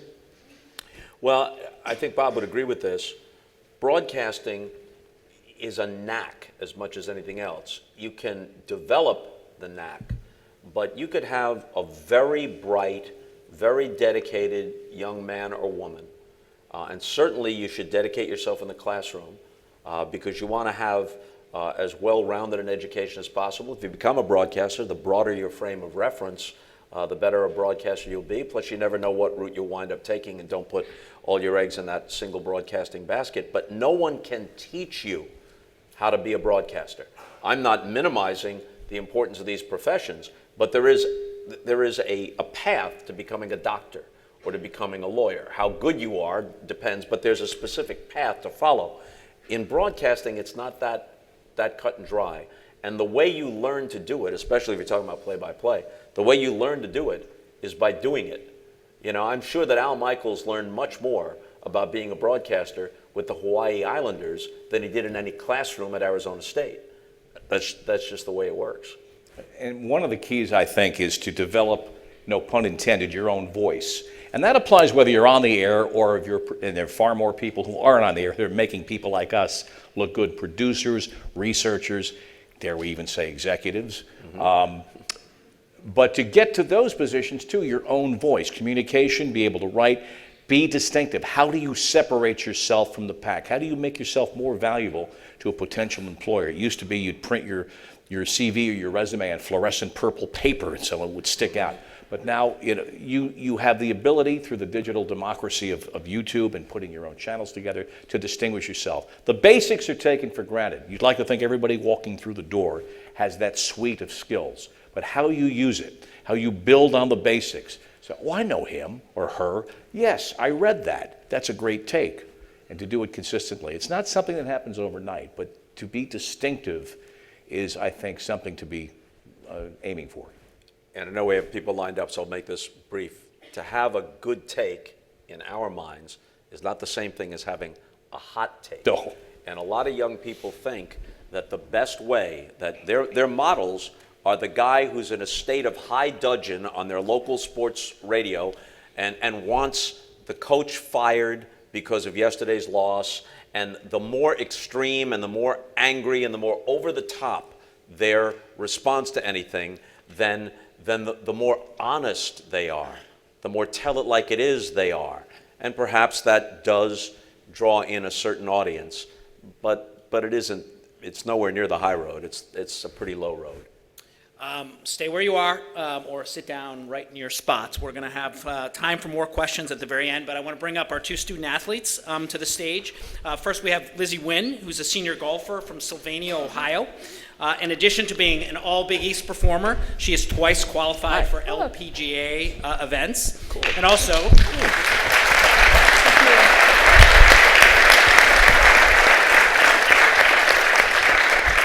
and Ryan McNeely, a senior cross-country runner from Rutherford, New Jersey. He's also a member of the leadership program in the Stillman School of Business. So please welcome Lizzie and Ryan. Hello, Ryan. How are you? Have at us. Go for it. Well, first, on behalf of the students and Seton Hall Athletics, I want to say thank you guys for coming. Thank you, Ryan. Thank you so much. So my question revolves around the NCAA and the new recent legislation change. Seeing that now the NCAA has allowed us, or us as student athletes, to monetize our likeness, how do you see, as professionals in the sports media industry, this will cause a change in college athletics and how we, or student athletes moving forward, will utilize this and utilize sports media? Well, you're a cross-country guy, right? I am. The most popular sport. I was going to say, what do you think this newfound freedom is going to mean to you and your teammates? I mean, it's hard to see it as anything else but, well, first California led the way with the first piece of legislation, but NCAA never acts. It always reacts. It knows that it's just the one right judge on the right day away from having this incremental change suddenly become cataclysmic and sudden change. And I think something like this, monetize your likeness, you're just stratifying the revenue sports and the non-revenue sports. And it's just, you'll have a gulf between. And even within the confines of say, the Alabama football team. I mean, third string long snapper, what's he coming away with? Nothing. You know, exactly. So I think it reads well. It's meant to look like reform, but in practice, I think it comes up way short. No one can deny the basic principle that Ed O'Bannon, whose name was on the suit, brought years ago. Wait a minute, here's a video game, and it's my image. Years and years after I played at UCLA, I'm getting nothing, all right? And what sense does it make, since athletes have to practice and travel and they can't work like other students can if they feel like they have the opportunity and they have the time? Why shouldn't they receive some kind of stipend? And that's in place now, or in the process of being put in place. And why, if you're a Heisman Trophy candidate at Ohio State and the local car dealer, the university isn't paying you, the local car dealer wants to pay you to make appearances or make commercials, why not? Okay, fine. But what I have a problem with is the implication, and you hear this all the time, everybody's getting rich off of this except for the athletes. The implication there is that the education itself is worthless. But how many of their fellow students will leave saddled with significant student debt? And how many of the parents of those students worked 2 jobs or scrimped and saved to put them and their siblings through college, which in some cases costs hundreds of thousands of dollars over time? You're a full scholar, no, I'm saying you, I'm speaking universally, a full scholarship athlete. There's tremendous value in that scholarship if you take it seriously. And it seems to me that if we're going to go with the premise of they ain't getting nothing, that you're waving the white flag and admitting the whole thing is a sham. And, you know, we know that it's largely corrupt in many places. And one good way not to correct all of it, but I think the single step that would correct more of it than anything else is going back to the old model of freshman ineligible. And I don't care if you're a freshman coming in with a 1600 on the SAT who's a potential Rhodes Scholar, or a marginal student who's going to need tutorial help. You should have to establish yourself on a campus, get acclimated to it, and prove that you're a legitimate student, and then you can have a 4-year athletic scholarship waiting for you after that. And there's also no disgrace in not going to college. Nobody says that hockey players and baseball players who don't go to college have somehow threatened the course of Western civilization. It's only because we expect the best basketball and football players to perform in college. But you should have to establish that you're here for a good reason and for what is at least an equal reason and should be the primary reason, which is to attend school. You could be a freshman football player and play a game before you ever go to a class. You could play an August game before you ever go to a class. You could be a basketball player. Your first Thanksgiving as a student, you could be at the Great Alaska Shootout or someplace in Hawaii. What does that tell even a bright but impressionable 18 or 19-year-old kid about why he or she is really here? That's fundamentally corrupt.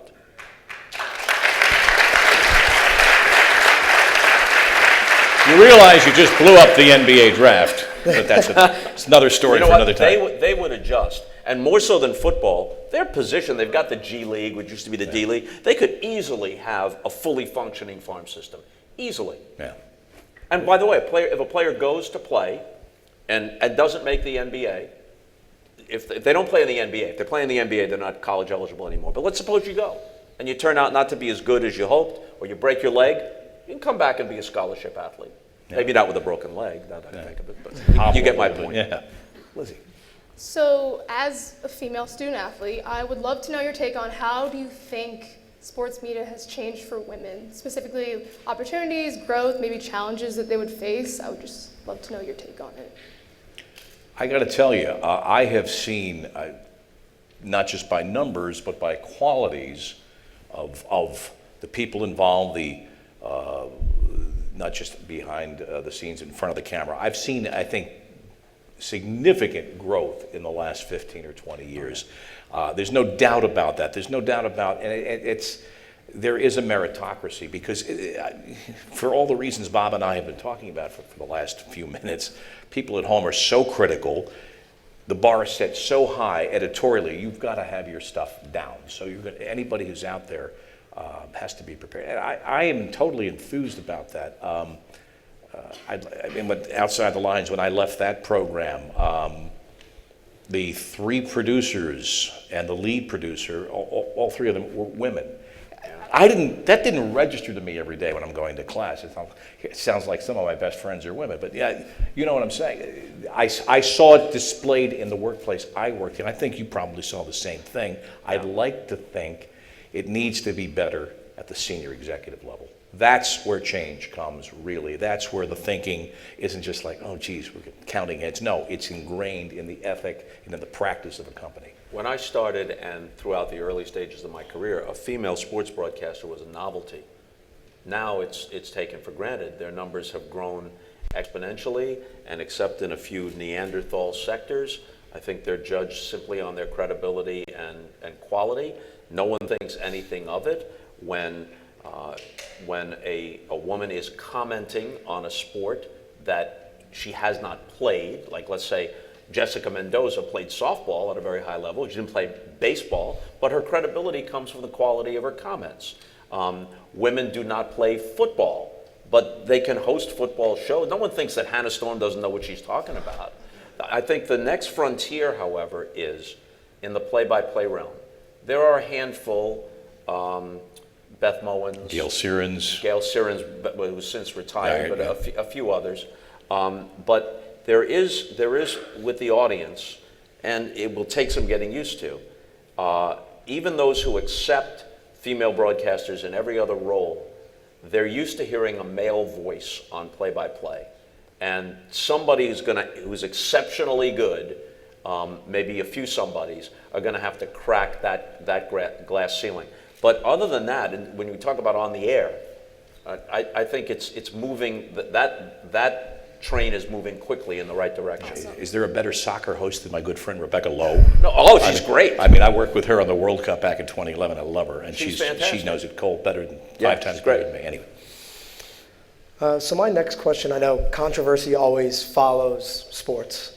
And seeing that throughout your long careers, you guys have built relationships with athletes, coaches, and organizations, and seeing that both of you have prominently talked about how you are willing to talk about controversial issues, even though it might not line up with the agenda of the network or the higher-ups, how have you found it, maybe you could shed a little bit more light upon yourselves to stay true to your core beliefs and say what you believe needs to be said rather than what the network wants you to say?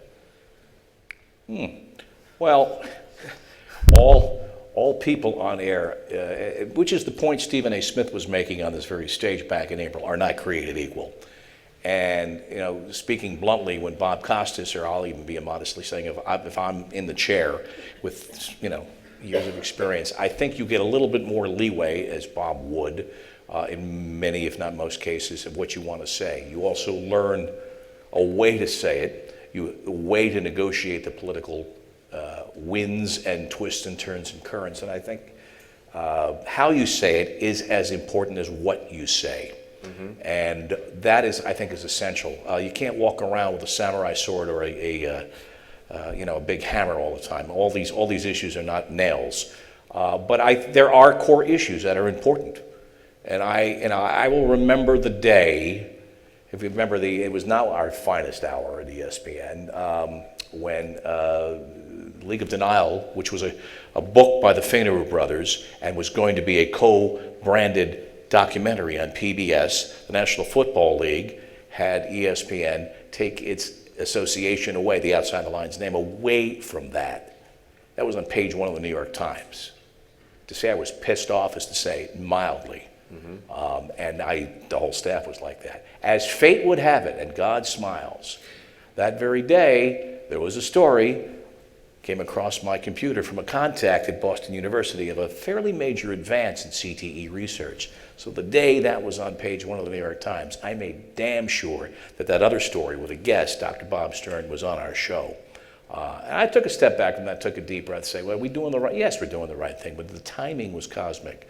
So sometimes you have to measure what you're doing and know who you're dealing with. But you've got core values, you've got to stick with them. Maybe this answers at least part of your question. In my case, my career was pretty diverse.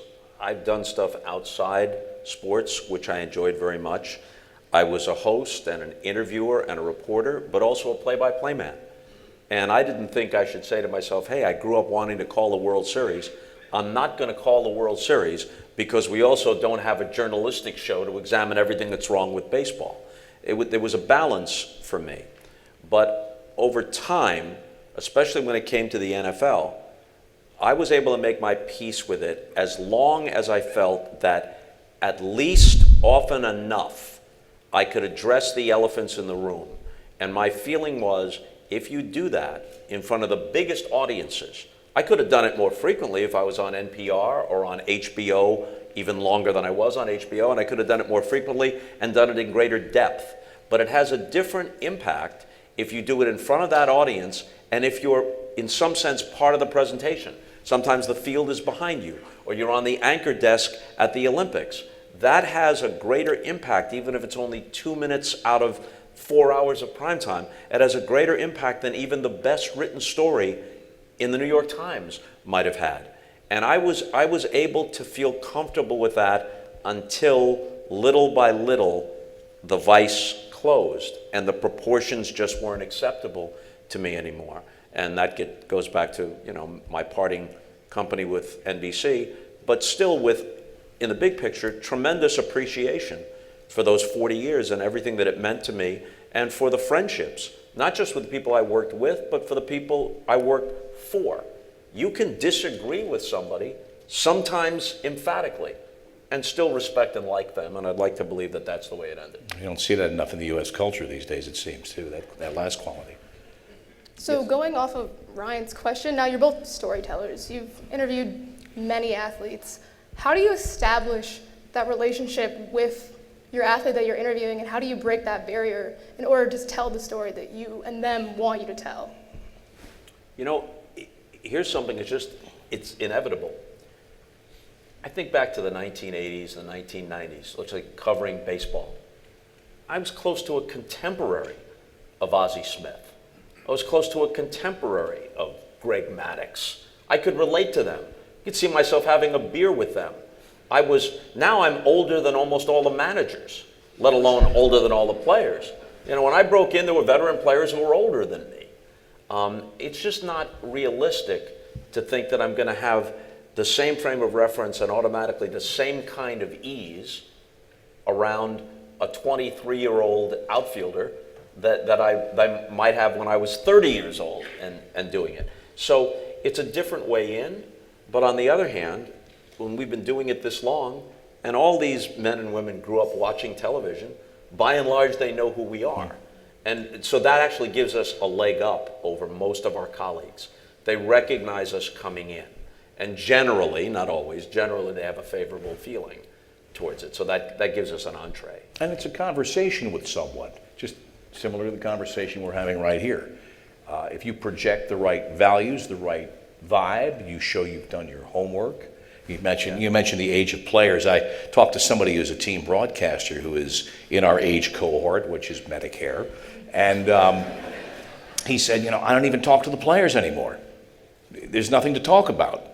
Oh, okay. And so, all right, and it, you know, does a very successful thing, but it's very basic. It's establishing that simpatico. We're here to talk about, and it's one thing to talk about the batting cage and around a team. That's one aspect. If you're going to try to do a deep dive feature with somebody, you're going to spend several days with them.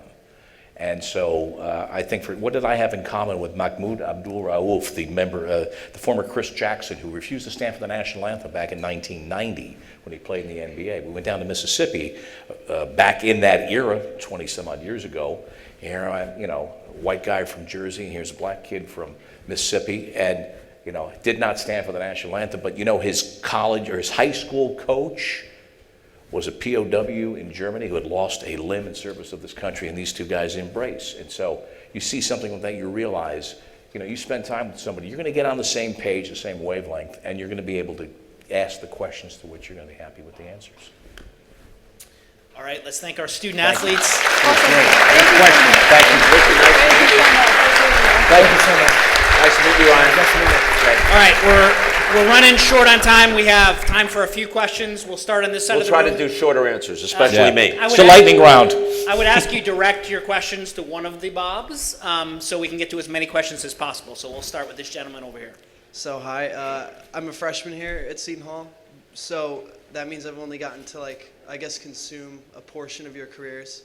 But from what I've been able to consume, Mr. Lee, with your investigation of the Rutgers basketball program a few years ago, and Mr. Costas with your interview of Jerry Sandusky, when you do these risky topics, how do you learn to separate the story from the people that you're affecting when you report on it?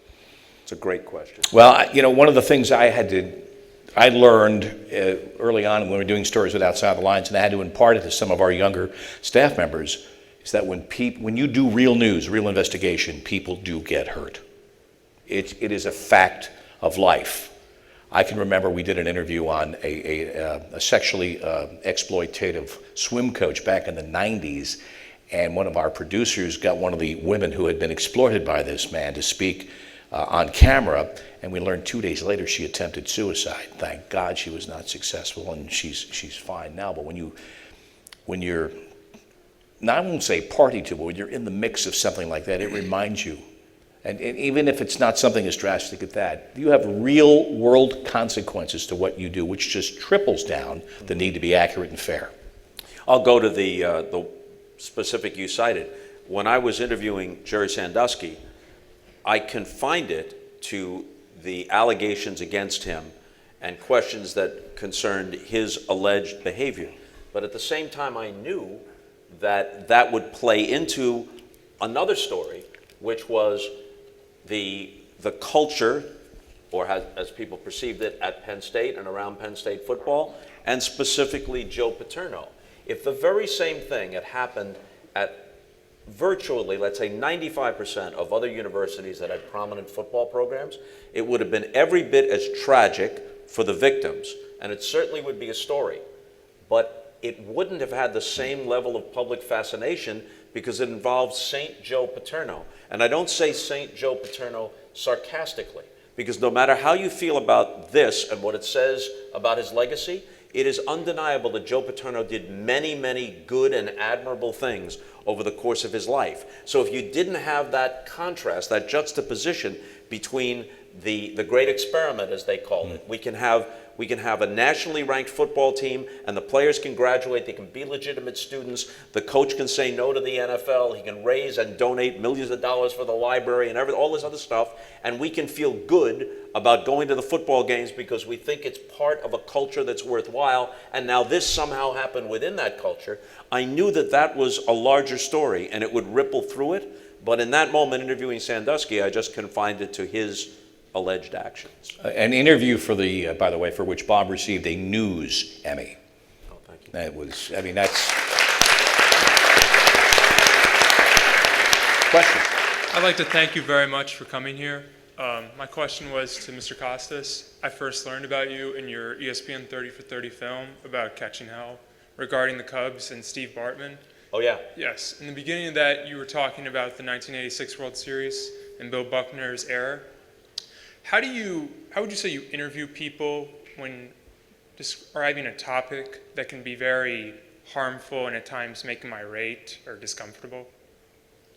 I think, first of all, if they have to be held to account, if you're interviewing Barry Bonds, if he ever comes around and wants to do an interview, you got to be direct about it.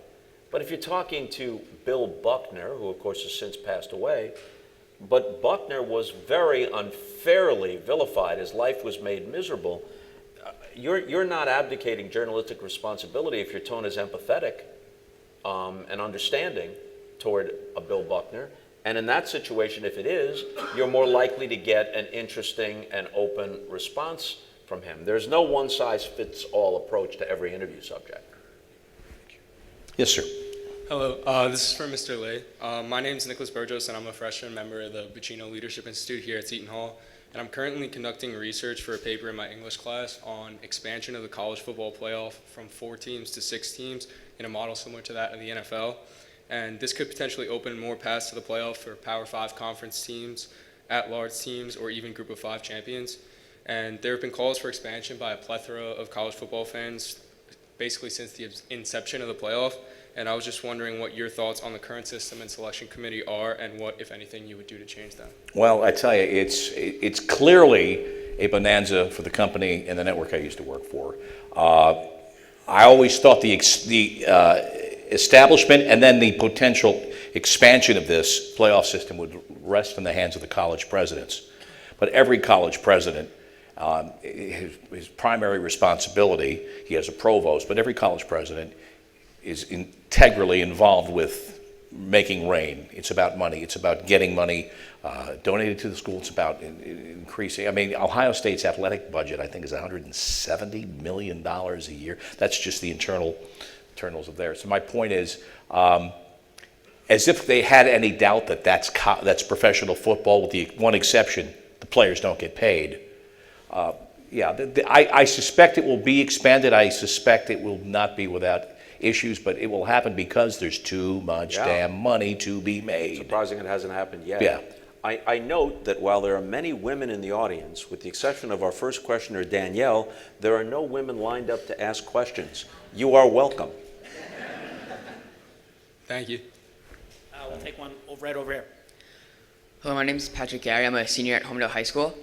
This one's for Mr. Costas.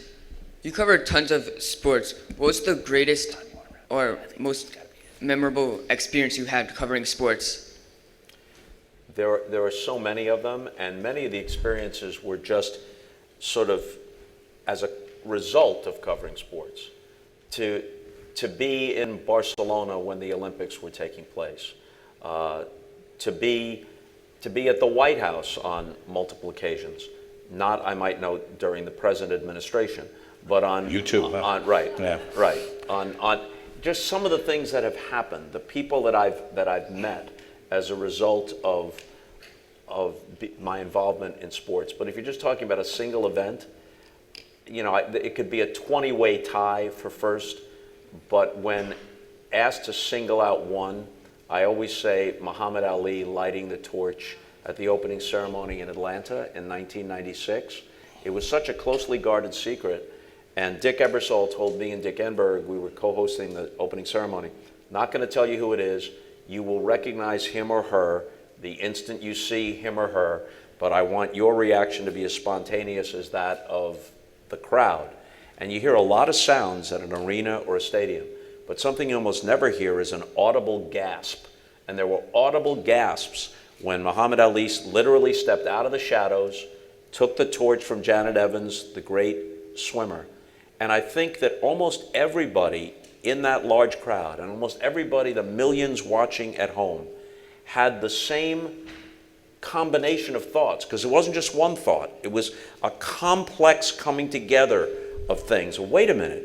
Here's Muhammad Ali, once the most nimble and beautiful of athletes, now trapped inside his Parkinson's syndrome.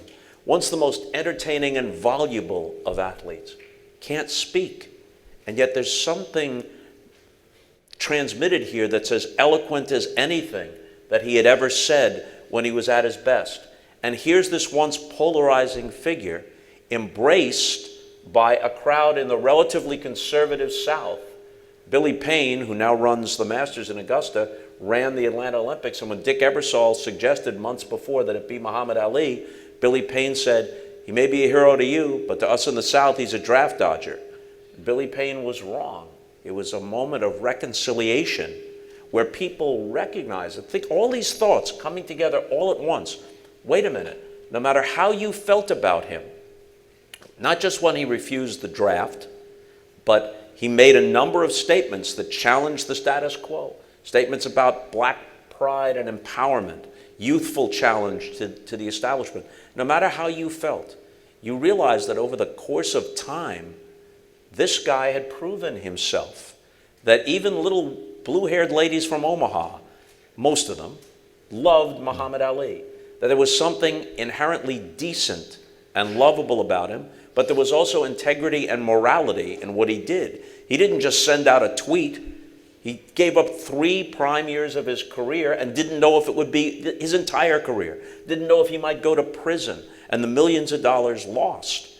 There's integrity and real meaning in that, and an appreciation and an understanding of all those disparate dynamics came together in that one moment.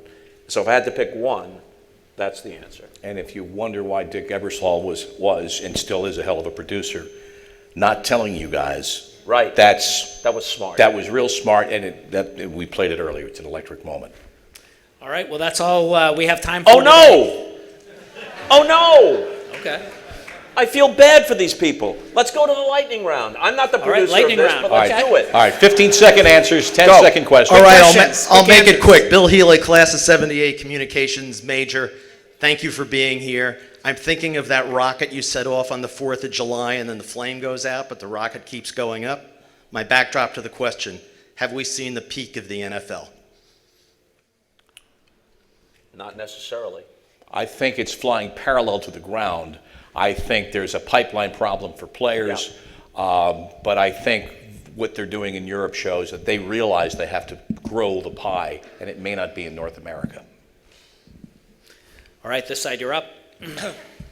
Hi there, my name is Brady, and my question is, what's your take on Andrew Luck's early retirement, and do you see this as a common trend or even a norm in the coming years of the NFL? Yeah, I think you'll see more and more of it, especially with players that have hit it big with at least one contract. So could Andrew Luck have made many, many more millions? Yes, but he probably made about $100 million just during the time that he played. And so if you're relatively in one piece, so far as we know, and often the truth of this comes out in later years, but so far as we know he has his wits about him, even though his body has been battered. Let's get out before further body battering and before he, in his case, a very smart guy, has to pay some sort of price neurologically. And I think you'll see more and more of that, not necessarily among guys who are still trying to scrape by, but among those who have gotten theirs. They'll get out while the getting is good. Yeah, you've seen lower profile players do it as well, but Yes. luck, of course, is the headline. All right, potent potables for 400, Alex. Mr. Lee, I have the same question that was just asked to Mr. Costas a few minutes ago. What is your favorite moment that you've ever covered or experienced? I was asked that earlier today, a little session over at WSOU. I would say the 2010 World Cup, which I think changed the template for soccer in this country, which for me was just a fascinating experience. We've got to remember South Africa was only 20 years removed from apartheid and only 16 years in a democracy. It was an enterprise that our network put so many people and so much money behind. And I find myself in a room in Cape Town in the middle of the World Cup, about to interview Archbishop Desmond Tutu, who says, "Can we first pause for a brief non-denominational prayer?" And you don't say no to a Nobel Prize winner, a Peace Prize winner. That event,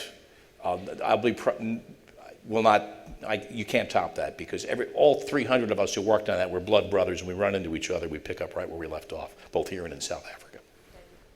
Right. For Mr. Costas, I have a family friend who went to Providence College and wanted me to ask you if you remember Marvin Barnes. Barnes and a time machine story. I certainly do. Marvin has since left us. He was a great player at Providence. He was the second player taken in both the NBA and ABA draft behind Bill Walton the year he came out. He was the ABA's Rookie of the Year in 1974-75, in a year that included Moses Malone's first year in the ABA. I'm quite certain that he would have been an easy Hall of Famer had he not derailed his career and life with many trips down wrong paths. But he was also an extremely funny and likable guy.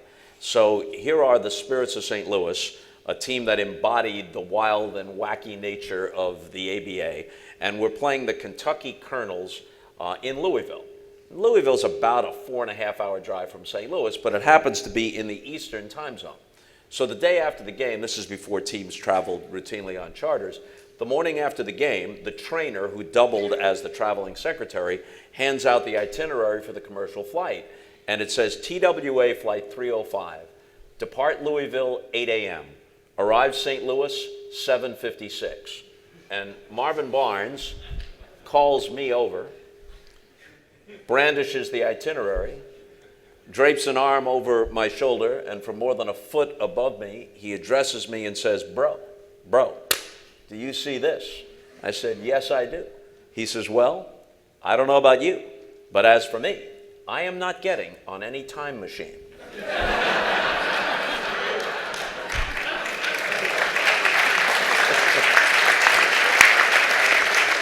All right, top that question. You're up, sir. Hi, my name's Mickey Grennan. I'm a sophomore student currently. Mr. Costas, you talked a lot about the Olympics opening ceremonies. What kind of research do you like to conduct, and what level of familiarity do you like to have with all the countries before calling that? You know, if there's one thing that I wish I could go back and have a do-over on, the opening ceremonies are just a riddle. You know, some people want it to be like a church service. To them, it's the absolute epitome of everything that is sanctified about sports. And to other people, come on, a little levity. And it does have an element. It's like half United Nations Security Council meeting and half Cirque du Soleil. You know, and I always thought, well, you know, why it should be presided over by